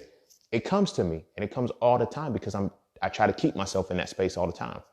I feel emotions, but once I feel them and I've had my time with them, I let them go. I don't let them consume me and stay in my space, because that dictates the reality that I have to remain in order to live that particular thing out. You feel what I'm saying? So that's the law of polarity. Now, this next law is, like, I joke with people all the time. I say, this is why certain people can't bring shit into reality, because they ain't got no rhythm. But the law of rhythm, right? So it goes with the law of vibration in many regards, but the law of rhythm shows that everything is basically music. It has some kind of consistency that's supposed to bounce to it. This also ties numerology into it a little bit as well. But the law of rhythm is basically that once you see that a circle of motion is happening through the law of vibration, the law of rhythm shows you if it's going to continue. That's when the cycle develops, because the first time is a chance, second time is a coincidence, third time is a cycle. It's a pattern. You feel what I'm saying? Once the pattern hits, you have stepped into the law of rhythm. You have stepped into the law of rhythm. And it's time you have to pay attention to the law of rhythm, because the law of rhythm it's when you're knowing when something's going to come and you had to prepare ahead of time. So now when you're setting your intention, you're creating the right things and you're using all the laws of the universe, the law of rhythm is pretty it's like either the icing on the top or the icing on the cake or the cherry on top, right? But with that, it's like, bam, this is happening multiple times, back to relationship shit. You feel me? When you get caught up in the same type of relationship with different motherfuckers, it's you. You're fucking up the law of rhythm. No. You're not fucking it up. The law of rhythm is still at play. However, you have not switched the polarity. It's like, why do I keep running into this shit? You're creating this reality. You tell me. You feel me? And that's why, like, I tell people, you don't need to have a type, you need an attraction. Because your type, that's rhythmic. You're going to run into the same motherfucker that does the same shit, I was in undergrad and I was talking to one of my friends, one of my girlfriend's friends, and she was like, why can't I said, because you like hood dudes. Hood dudes, they're not built for the relationship you want out of life, but you still like hood dudes. I said, just because you go from hood dude A to hood dude C doesn't mean you made a change. But now these dudes are nothing like, they're hood dudes, bro. Like, you're not from the hood. You can't relate to the shit. You feel me? But you went from hood dude A, the hood dude A played you. So you're like, all right, I don't like hood dude A. I don't like the A's anymore, but I like hood dude C. He's different than hood dude A, but he's still a hood dude. You dig what I'm saying? So that's the law of rhythm. That's your rhythm. That's your rhythm. That's going to show you that once that circular motion starts, the law of rhythm shows you that it's a cycle, because this shit is going to keep popping the fuck back up. And like when people say things like, what am I missing out of the lesson? Sometimes you didn't miss the lesson. You're just stuck in the loop. You're stuck in the rhythm of it. You feel me? You ever been like, people think like when retrogrades happen, it's like, I got to touch, like a retrograde is a part of the rhythm. When retrogrades happen not specifically, but like certain times at every time, because they're honoring the law of rhythm. Literally in real time, they're honoring the law of rhythm. So when you're honoring the law of rhythm, you have to keep that in mind. Or when you're violating the law of rhythm, it's going to manifest itself and it's going to show you every single day. All right, this cycle is happening. This is a cycle. You're doing this shit. You're doing this shit. Break it.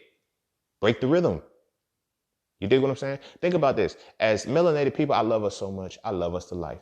You know, we can hear one song, but we can dance differently to each individual instrument because we get rhythm. We get rhythm well.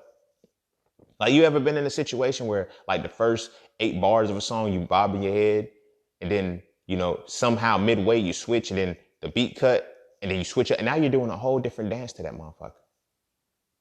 You switch the rhythm. You feel me? The rhythm is still there, but now you found a different piece in the rhythm that you tweak. You can literally do that shit with the universe. When cycles start repeating and shit, break them. Break them. Break them. But you need to understand, that's the power of understanding the law of the rhythm, because now you realize, oh, it's in my hands to stop it. Yes. When something keeps happening over and over again, don't just say it's not meant for me. It just, no, break it. You take control of the shit. That's the law of rhythm. You feel what I'm saying? That's understanding the law of rhythm. When you start to see, okay, after the chances happen, after the coincidences occur, and you start to see the pattern, you can break the pattern. And not only can you break it, you can manipulate the pattern to how you want it to be. You feel me? I kind of learned this concept. I make beats too. I produce music.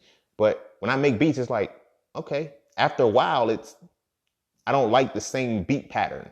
You feel me? I got to have a dropout or something. I got to add a snare. I got to add a hi-hat. There are different things I have to add because I know how to control the rhythm. As above, so below, as within, so without. The law of correspondence. You can do this shit in real life too, man. This shit is amazing, man. I'm telling you, this shit is so cold. So when you start to do this shit and you learn it on a basic level, you can learn how to apply it in your life. So when things are starting, the cycle is not hitting anymore, I'm not vibing to it, law of vibration. I changed the rhythm. Because I have the power to change the law. The law is unchanging. It's still going to work in my favor, but I have the power to change it. I can interject something that that upsets the rhythm and changes the rhythm to a different tone or a different pattern. I can do that. You feel what I'm saying? And that's what you have to focus on. You feel what I'm saying? The law of rhythm, and not get caught in it. And the reason why a lot of times we get caught in a rhythm is because of our emotions, our inability to understand our emotions. Like, think about it. When something makes you feel good, you stay in it. And that's because what? That goes back to the polarity. You stuck in positive vibes only. So if it makes you feel bad, you don't know how to tweak the rhythm. But it's like, okay, I got to stay in this as long as I'm feeling good, or vice versa. If I'm feeling negative, I want to stay in this. I want to stay in this movement. Case in point, I'm gonna say this and I'm gonna go on to the next law. When people say it's, I don't know if people really know how deep this really is, or people think that it's really shallow. When you're in a state of depression, when it's hard to move, what do they tell you to do? Dance. Get up and move. Do you know why? Because it disrupts the rhythm of the depression that you're in. I face depression. I still face it sometimes. A lot. You feel me? I faced depression since I was 11 years old. Like deep, heavy depression. Right? But I can only get out of it when I moved. Literally, when I got the fuck up and I started moving. That's a universal law. It disrupts the rhythm. You feel me? Once I started moving and I changed the pattern of what was going on, it went away. But it came back when I got sedentary again and I got stuck in that mode again, based off of operating from the negative polarity of the negative vibes that I was in. It set up the tone to allow the rhythm to come back in for depression. You feel what I'm saying? That law to keep honoring. So when you're in those phases, that's how you break them. That's how you break those moments. You get to where, oh shit, okay, I'm here too long. Break the rhythm. Now, if you're enjoying it, stay there. But this is why I go back to say, okay, net neutrality. If you operate from the neutral space, if you get stuck in the neutral space, you feel me? It can be detrimental too. It can be detrimental too, because sometimes you need your feelings feelings give you the energy and the fuel to move certain ways. So you really want to learn how to tap into them, but just don't get consumed by them. You feel what I'm saying? And that's the law of rhythm. When you learn how to master the feelings in that shit, you control the rhythm at any given time. You feel what I'm saying? At any given time. and it disrupts the sedentary mentality. That's the law of rhythm. It's either going to support it or it's going to disrupt it, but you have the power to do so when you understand the law. All right. So the last law that we're going to go over, let me see. Hopefully I can start wrapping this up because it's already getting long. The last law is the law of gender. Now, I get it. Everybody says when I say gender, I'm not talking about penis and vagina. I'm talking about polarity, yin and yang, masculine and feminine. All right. This is why I tell people masculine and feminine are in all of us. Men have the predisposition for masculinity. Women have the predisposition for femininity. So that's what they lead with. So when I tell people that masculinity is the spiritual, mental, and physical embodiment, the essence of analysis, deconstruction, this is fucking why. When I tell people that femininity is the spiritual, mental, and physical embodiment, the essence of synthesis and construction, this is why, because it's with the 12 laws of the universe, right? If you're arguing with me and from the jump you say, well, no, that's not a good, I don't get into that argument. This is now is going back full circle to that person I was talking about. He said my definition of masculinity didn't sit right with him. I know. Cause I knew from the conversation, we're understanding it differently. Cause he's like, well, I get your examples and everything like I using those examples because that was my experience that I live with, but you don't understand the principles of which I'm using. Because masculinity, according to the law of gender by the 12 laws of the universe, bro, y'all see, I was way ahead of these motherfuckers with this shit. And I'm not trying to be, braggadocious and no shit like that, but I've been way ahead of motherfuckers for a long time. And so when I'm expressing that, this is why I say masculinity is what it is. This is why I wrote So Frail 1 and So Frail 2. Now, you're able to see this law of the universe through what I wrote based off of the experience on the physical level. That's why I wrote it that way. I just gave my secret away. Shit. But anyway, that's why I wrote it like that. Because I needed people to understand, masculine and feminine energies are different, right? Now, that's why I said on a physical level, it makes so much sense. Even if when we're applying it to gender, now we're going to use the law of correspondence. As above, so below. As within, so without. Spiritual, mental, and physical embodiment of the essence of analysis and deconstruction. That's masculinity. Men, from the sexual perspective, have semen, right? We have an abundance of semen. Why? Because the semen is our DNA split down and it's analyzed and deconstructed. That's why we have an abundance of it. You feel what I'm saying? What do women have? 1 egg per time, right? Synthesis and construction. So what happens when the conception happens? The man ejaculates and he releases, and that 1 egg, that 1 sperm cell, I want to get into that shit too, because you motherfuckers is getting on my nerves talking about the man is the seed. He's not the seed. You are not your father. You are your mother. We can argue. We can go back and forth with religion all day long about what they tell you it is, but what nature is what honors the 12 laws of the universe. You dig what I'm saying? Nature honors the 12 laws of the universe. So when nature tells you something that's unchanging, you feel me? Come on, we're following a book that says that woman came from man 1 time. She came from a man's ribs, and the men have not stopped coming from the womb since, right? That's not a law. That can't be a law, because even if it's that 1 occurrence, it's that 1 occurrence. The laws happen 100% of the time. Nature shows us that we come from women. You are who your mother is. Even from the biological perspective, the DNA can change. Maternal DNA passes on from generation to generation to generation. There's the same maternal DNA. My great-grandmother, my great-great-grandmother, their maternal DNA is still in me to this day. You feel me? My great-great-great-grandfathers, I don't have their DNA anymore. You know what I'm saying? I have the extension of it that helped to create me, but there's no paternal DNA. They don't talk about that shit. The reason why is because the sperm cell, once it hits what's called the zona pellucida, which is what sits around the egg, and I'm going to show you why this is important on the universal scale, but it sits around the egg. When that sperm cell reaches the zona pellucida, it disintegrates. It doesn't penetrate the egg. But then what happens is that egg, once the genetic material from that disintegrated sperm cell enters the egg goes into phase 2 of meiosis. So a sperm cell is already in phase 2, which means that it's a mature egg cell. A mature sex cell, a gamete. The egg cell is only in meiosis 1. That means it hasn't gone through its second phase, which means the sperm cell serves as a spark to create, to make the second phase happen.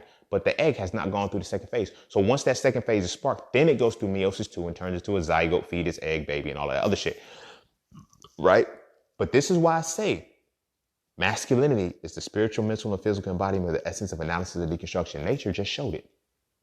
And femininity is the spiritual, mental, and physical embodiment of the essence of synthesis and construction. The egg is synthesized and constructed. The baby is formed in the womb.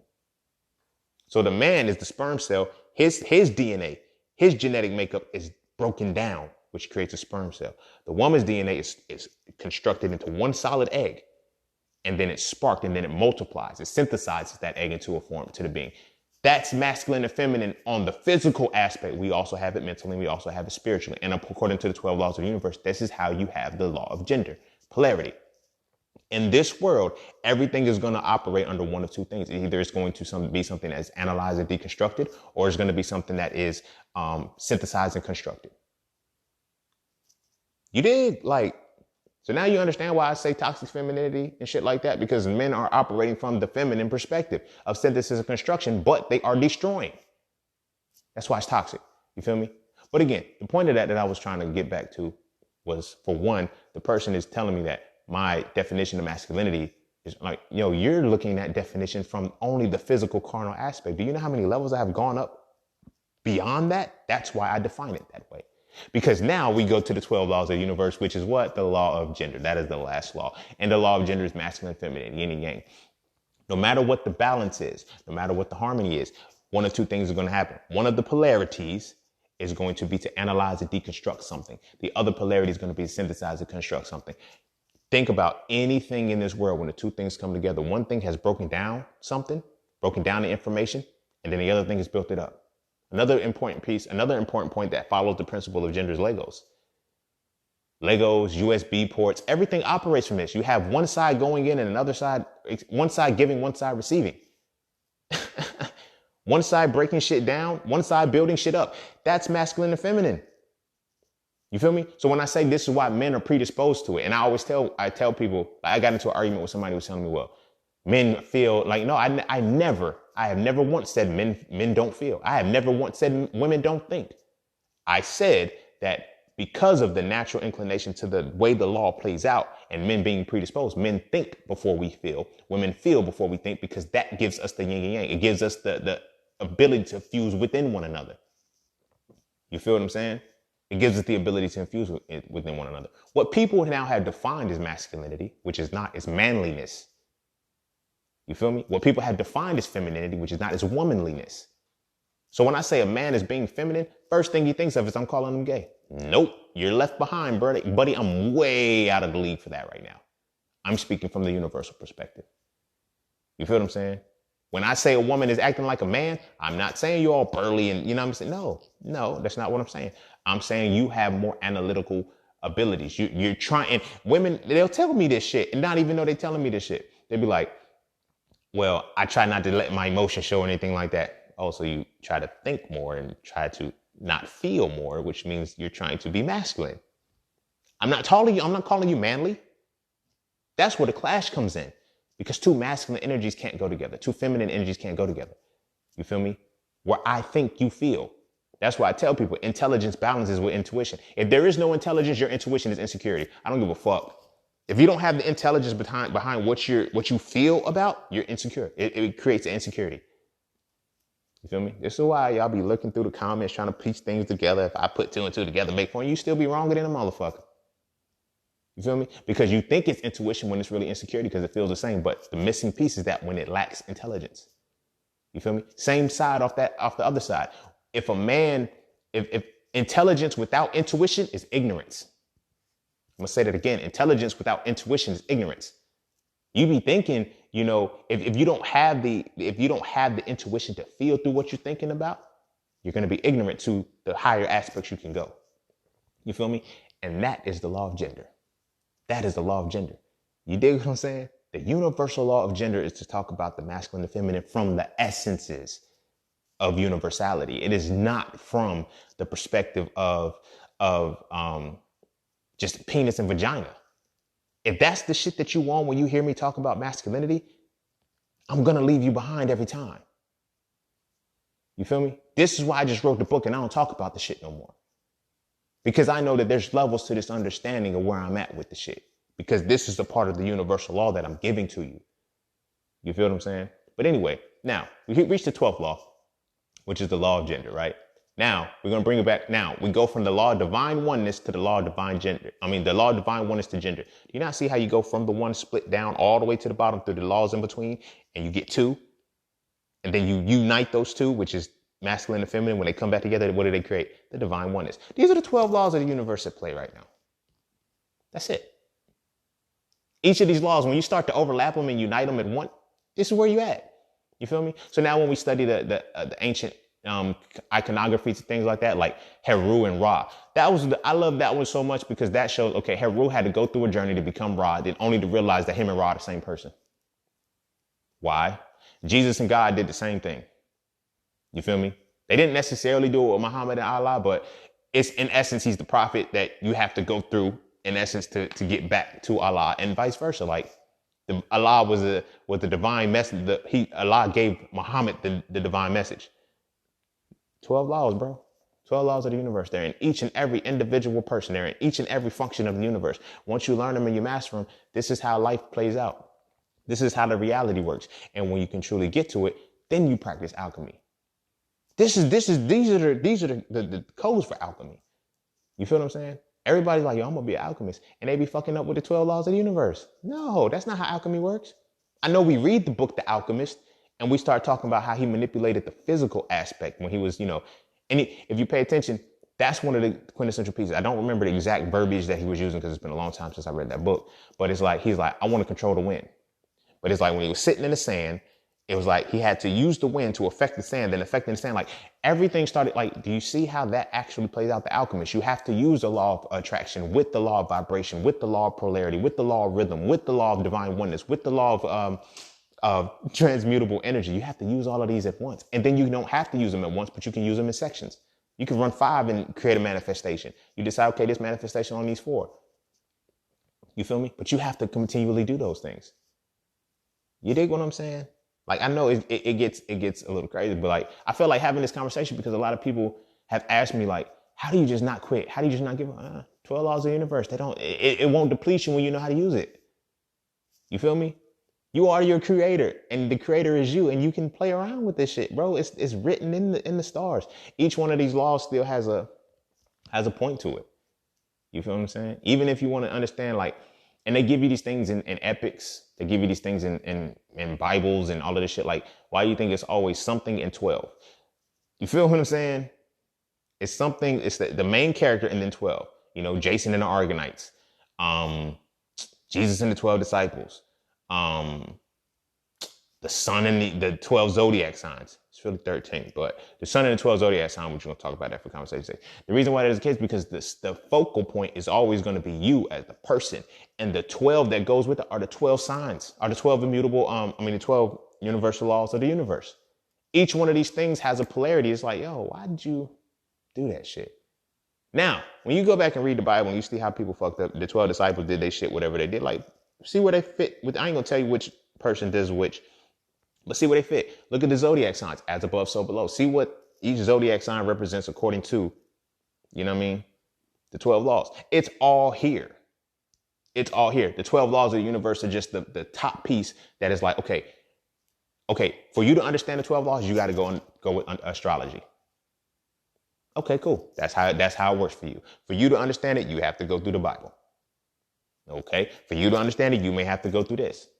But at the end of the day, it's not a matter of bringing you back to the source, but it's a matter of understanding what the source is in its fullest capacity. You feel what I'm saying? And that's alchemy. Alchemy is when you're able to create in this world using the 12 laws of the universe.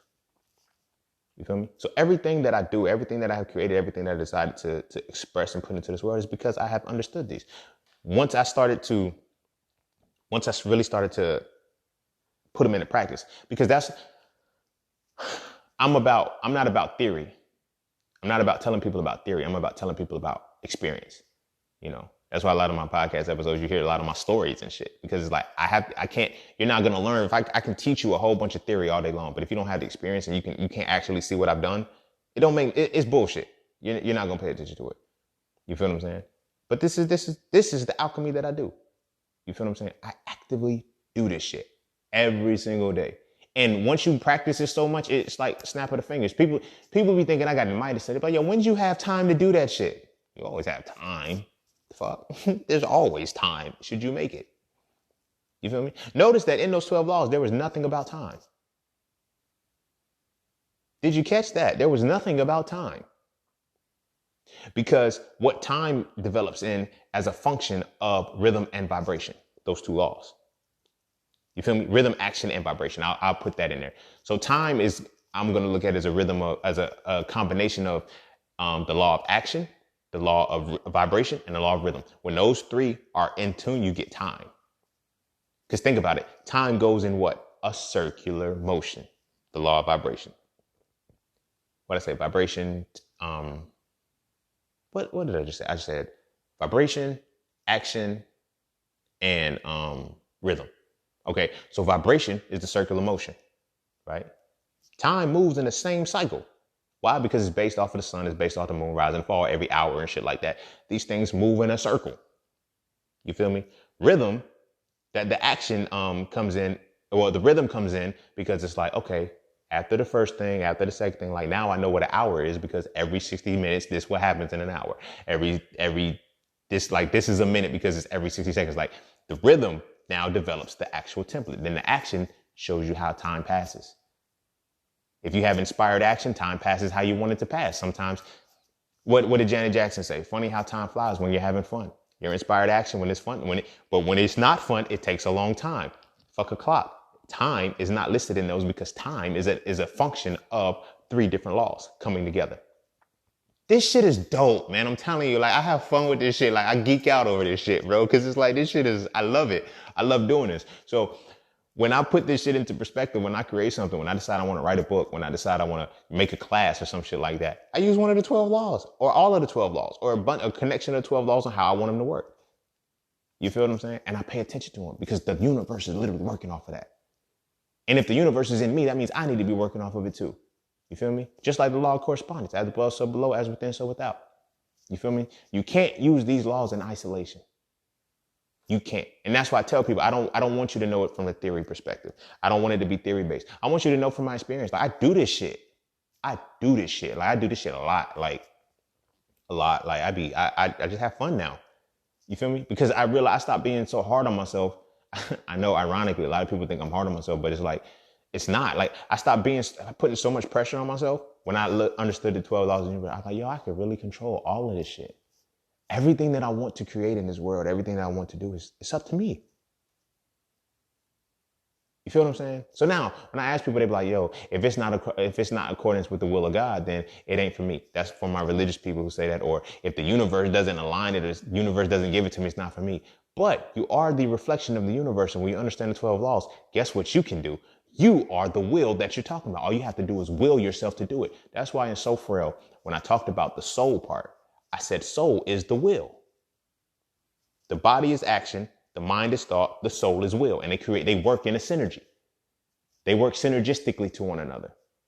You feel what I'm saying? The will makes the body act. Continued action helps you think. Continued thought strengthens your will, and it creates a synergy to keep doing that.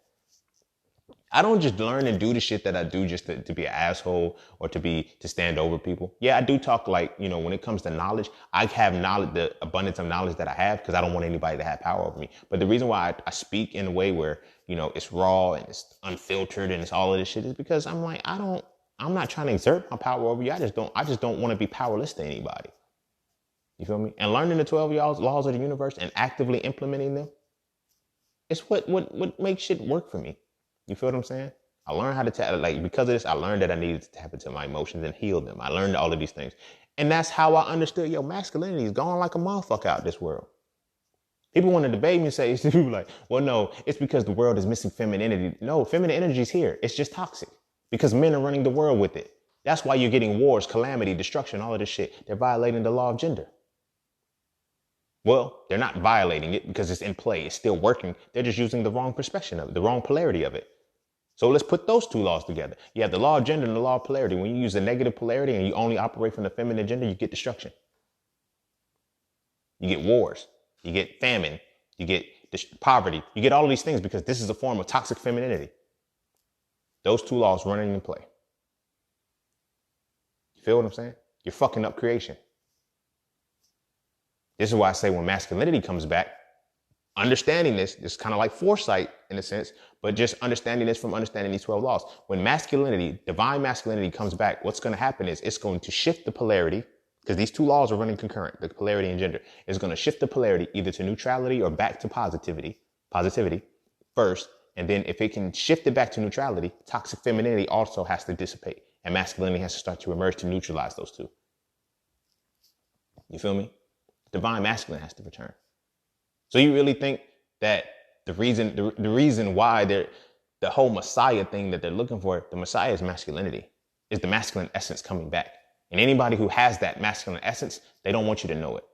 They don't want you to see it because they understand it, but they know that people only understand that masculinity is just manliness. But from that manliness, yes, you know, all masculine men are manly, but all manly men aren't masculine. Always remember that shit. So if they can just get all manly men and they can suppress that, they can keep masculinity from coming into this world. And then what will inevitably happen? Nobody will be able to tap into the 12 laws of the universe because they don't really understand them. Am I saying I'm the GOAT? Am I saying I'm that dude because I tapped into it and I move in silence and I'm just giving y'all all of the gems in the game before they even catch on wind to it, and I give it to you in a way in which they're not going to call it professional, they're not going to call it all of these things because they could try to discredit and say I'm crazy. I do it like that on purpose. Why? Because I understand the motherfucking 12 laws of the universe.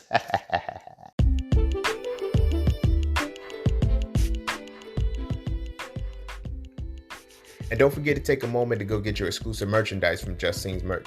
At Just Scenes, each piece is specifically crafted with positive imagery and symbolism. From the titles and designs to the descriptions, each style gives you something to feel great about. With everything from hoodies and tees to coffee mugs and tote bags, we have something for the entire family. So be sure to get yours today. Find us on Instagram at Just Scenes merch and get your merchandise right now.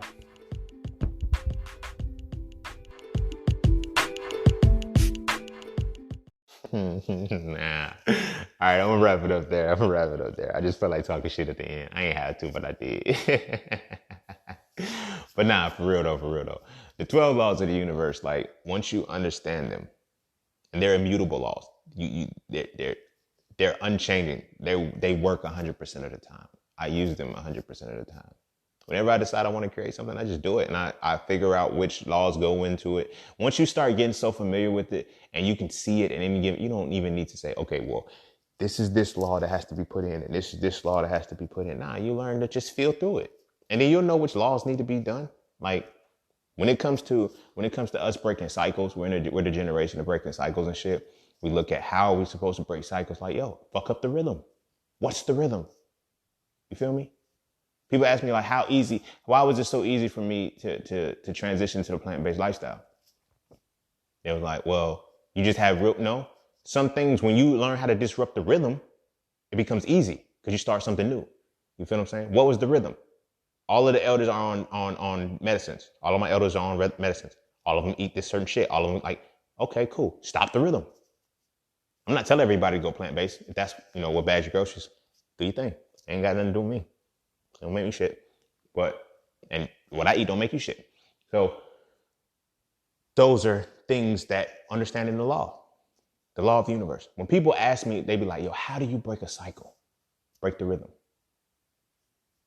You gotta, but in order to know a cycle, you have to understand the law of vibration and you have to understand the law of rhythm, right? Then the law of action is over time. How much action has implemented this to make it time? You feel me? To push the time in. There's so many different polarities and quandaries that you can create out of just putting together the 12 laws. Like, you feel what I'm saying? It's fucking amazing. It's fucking amazing. Like, I tell people I download this shit. I get this shit from the universe. And this is what I mean when I say I get this shit from the universe. I analyze the world from one of these 12 perspectives. Masculinity wasn't an accident. It wasn't an accident why I'm one of the people that are presenting it.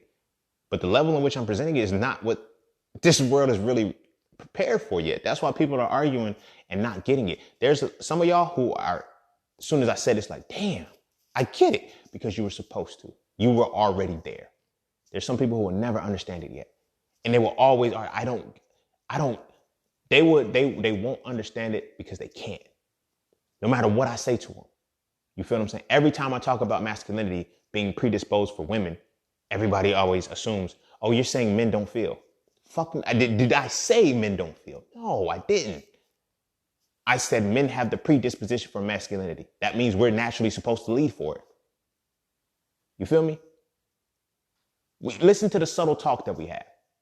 I'm speaking solely from the physical aspect. This is why I say it's physical, mental, and spiritual, because it's according to the universe. But from the physical aspect, listen to the subtleties that we have. Women say she likes a man who can make her think. A man that more women are sapiosexuals than men, right? More women are sapiosexuals than men. But the thing is, women say you have to stimulate my mind first to open me up. You dig what I'm saying? But what do men play? Be my peace.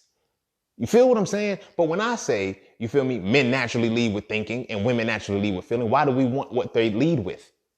We desire what they lead with because it's what we fall to. It's what's secondary to us.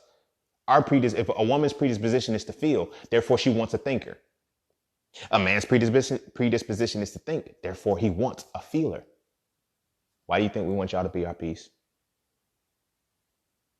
Why do you think women want us to be thinkers and scholars and they like smart dudes? It's written right fucking there in plain sight, but we have to go deeper than that. You feel what I'm saying? That's just one of the laws, the law of compensation. Reaping what you sow. You motherfuckers love quoting that shit, but people don't understand that you're planting the seeds. They forget that they're planting the seeds. They're planting all the seeds. But you now have this understanding the 12 laws of the universe is what it really means to be conscious. Because consciousness just means awareness. All right. Hear me well. Consciousness just means awareness. It does not mean you're in some kind of new religious cult and you're woke now. No, consciousness means awareness. And what you're supposed to now be aware of, if you're conscious, is how the 12 laws of the universe work. When you understand, that's why with masculinity, I talk about principle. When you understand the principle of how the universe works, you can control the details at will. You can make this bitch move however you want it to move. Now, granted, this is not from the biblical perspective of if you can, not the metaphor of you can, with faith the size of a mustard seed, you can look at a mountain and tell it to move and it'll move. No, I don't mean it like that. That was a metaphor. It was allegory to show you how finite you have to believe in something to get something grand. You feel what I'm saying? I know I be fucking with religious people when I tell them, I'm like, yo, well, why you ain't moving mountains? I know. But anyway, the purpose of that is when you get to the principles of what these 12 things, you see them all over your life. You see them all in your world and you learn how to manipulate them accordingly. You feel me? This is one of the joints I was like, yo, I'm going to give y'all some game for real. I'm going to let y'all sit with this. Because y'all know I don't like repeating myself. I get tired of asking, how are you doing this shit? You're just blessed. Nope. I'm creating everything that I do. Everything that I do comes from the extension of hard work that I put in by understanding how to manipulate the 12 laws. Hell, I even told y'all, matter of fact, I might repost it again. I did a poem where I said, what did I say? I said, what I saw in the mind, I see in the mirror. Those retinal blurs are now getting clearer. I took time to jot down the universe's formulas. The 12 laws clearly showed me what my aura was. The pure light, the bright type, the type height, zeitgeist, and flesh pressed for nothing. I ain't gonna get into that because I'm gonna repost it. Y'all hear it later. But that, you feel me? I be giving y'all the codes. Can y'all hear me? Do y'all listen? You feel me? But it's like, I don't think I've ever gave it this way. And I was like, I got tired of people asking how I do what I do. It's not resilience. It's not determination. It's not that I'm blessed. It's not that I'm chosen. It's not this. I tap into these things because I know that I can. You feel me? And I know that they're available to me. And I don't have the fear of tapping into them anymore. And that's one of the biggest things. That's why I tell people when it's time to cover your chakras, that's why I said breaking the 7 seals. The chakra that you have to get over the most is the root chakra, which is blocked by fear. What do you fear the most? We're taught to fear the deity, which is what?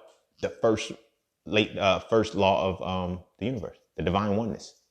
If the divine oneness law tells you that from the one comes the all, therefore the all is the one, right? But yet you're told that this is what you're supposed to fear. And this deity is everywhere and in everything. What are you going to fear? Everything. Everywhere you go, you're going to walk on eggshells. You will never get to the 12 laws of the universe. Never get to understand the 12 laws of the universe until you break that root chakra energy. because you're always going to have fear of something. You feel what I'm saying? Tap in. Tap in. This shit is fun. Once you learn this shit is fun. When you're truly a creator, alchemist, whatever it is, I see it in people's bios all the time. I see all that shit. Don't limit yourself. Start making fucking mosaic paintings with the 12 laws you can put together. You feel what I'm saying? The 12 laws you can put together. It can help you write books. It can help you make courses. It can help you create podcasts. It can help you do whatever you want it to do. But no, I'm using this because I like to talk about the experience of it. You know, I can give you all of this theory every day and say, oh, if you tap into this, you can get that. But I can rather tell you, I use this to do this. You dig what I'm saying? I use this to do this. When I said I wanted to retire at 28, I was 25 when I did it. I used the law of rhythm. I used the law of action.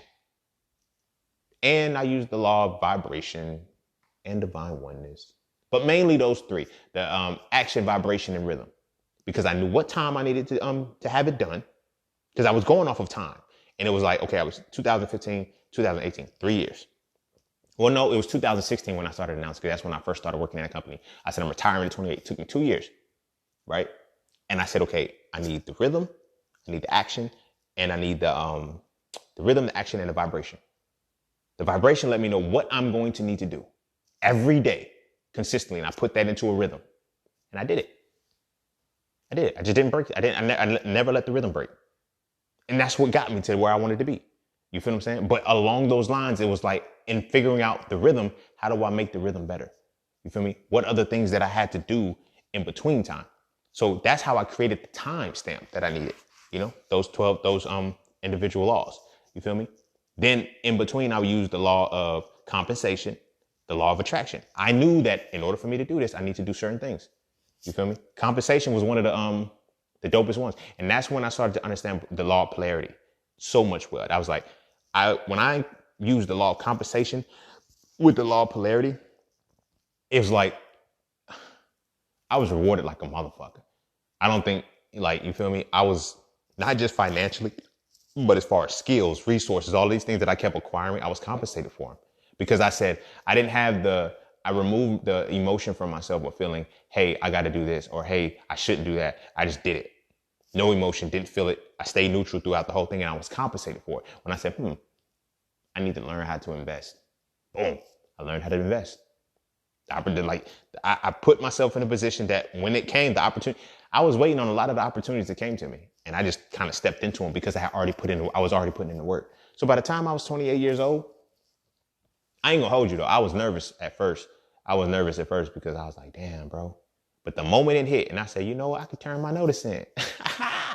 And I turned that shit in because I used the 12 laws of the universe. This wasn't luck. This wasn't by chance. This was, I created every moment of this. It took work. The biggest one was inspired action. That was the biggest law I honored through all of this shit. Inspired action. If you are not going to have inspired action, don't even think about it. If you do not want to put in the work, don't even think about it. You're going to limit yourself. But all of these things, you got to use them together. You got to use them together. You got to use them in conjunction with each other. Use them in isolation. You feel me? But get to using them. That's what the 12 laws are for. That's what all of this shit was supposed to be teaching us. You feel me? That's what all this shit was supposed to be teaching us. But instead, it got us all fucked up trying to pick a side as to what it is and, you know, deciding like, no, you create through all of this shit. The alchemist is the motherfucker who has mastered the 12 laws of the universe and just does shit.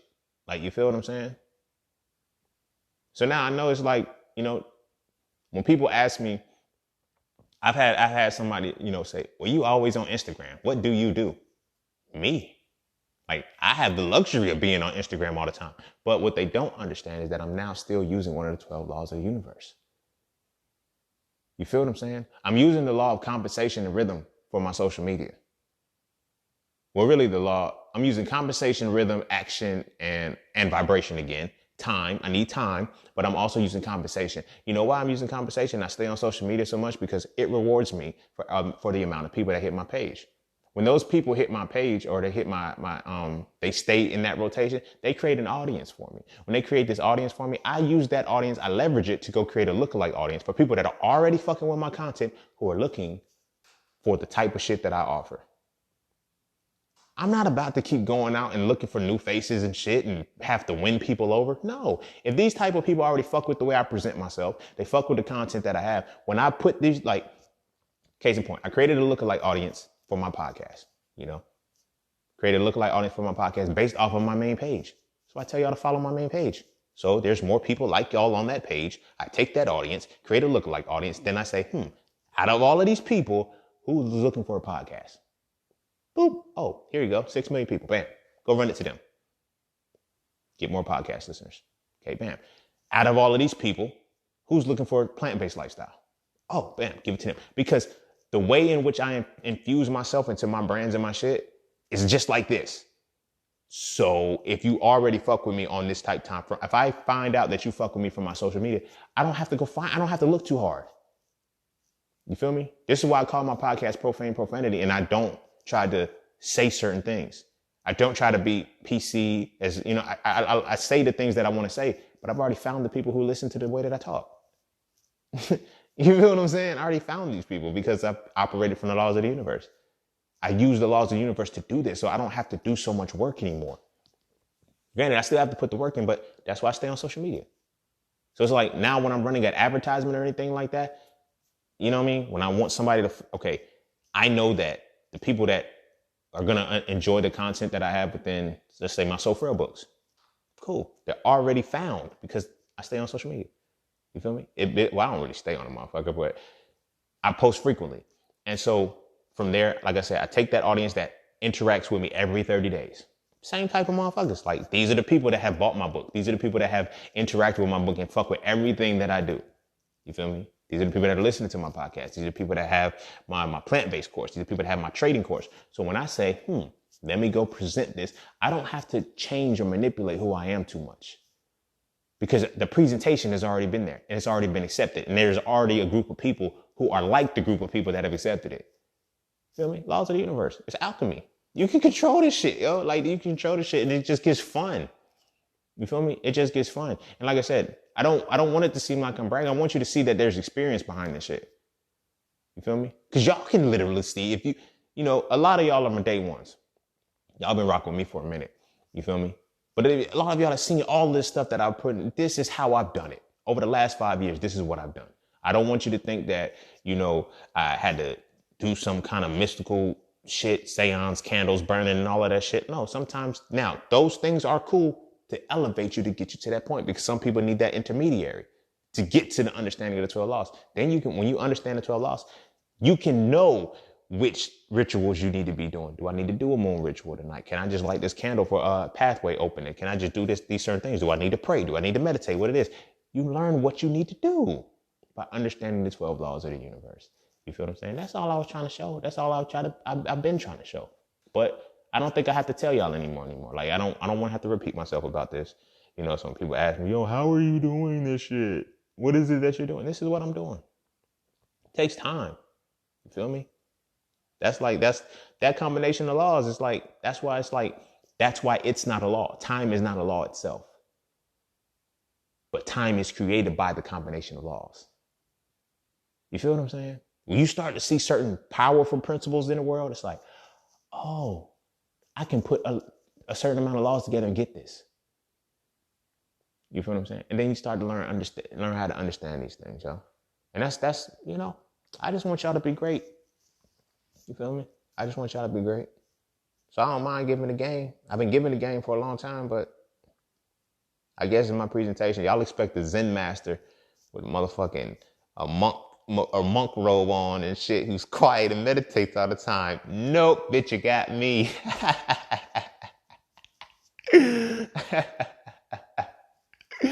That was funny because it's always funny, like, you know, outside of the podcast, like, people, I'm really, you know, I don't really talk as much, like, but the moment I do start talking, like, people get shocked at the shit that I say. It's like, yo, how did you break that down? It's because, bitch, I'm not changing. You feel me? This is me. This is just seen. I need you to understand that. Like, you feel me? Because you'll miss out on the full gamut of who I am, or full gamut of what you're supposed to be if I can't present myself authentically to you. You feel what I'm saying? So that's the 12 laws of the universe, y'all. I love this episode. I'm going to listen to this shit again myself. I love this episode. But this is how life plays itself out. everything from relationships to your health, to everything. You feel me? This is what tarot is trying to get you to. This is what the Sephiroth is trying to get you to. The Kabbalah, the Bible, all these things get you to the point where you're like, oh, it's 12 fucking laws. And these 12 laws, astrology, all of that shit, it's the 12 laws that I have to use every single day. Now, granted, the planets and all of these things, each one of these things is going to give you, when you understand the point of a planet, look at where it falls and what combination of things can make that planet's energy. And you say, oh, 12 laws of the universe. It's right fucking there. And so now when people ask me, why do I use the universe as opposed to God or Allah or whatever the case may be? And a lot of people tell me, they're like, well, you still, believe in God, or you still accept God, or whatever the case may be. And now, granted, let me say this. When I say I don't believe in it, understand that you got to understand there's 4 levels of the mind that I always talk about: belief, knowledge, wisdom, and understanding. I understand God. So I can now make a choice as to which way I want to move with it. Belief in it is a force. Like you don't even get to the next level of understanding. You know how many people who say they believe in it, but still won't question it to understand it, because that's powerful. Because if you're creating the image of the being and you can't question the being, guess what else you can't question? Yourself. So can you really know yourself as long as you believe something? But anyway, so the point of that is, like, why do people say when people ask me, why do I go for calling the universe? Because the universe is the opposition of the one. The word uni means one, verse means opposition to, in original text. So it's like when you look at the universe and it's being the opposition of the one, the 12 laws show you how that opposition of the one opposes itself. You feel what I'm saying? And it's dope. And you understand that you are the one that is in opposition to itself, and you got to use the 12 laws to understand you. But I think I talked enough. I I hope y'all enjoyed this. As always, be sure to follow me on Instagram at _sing_. Visit my website, iamjustsing.com. Yeah. Check out my books, book a session.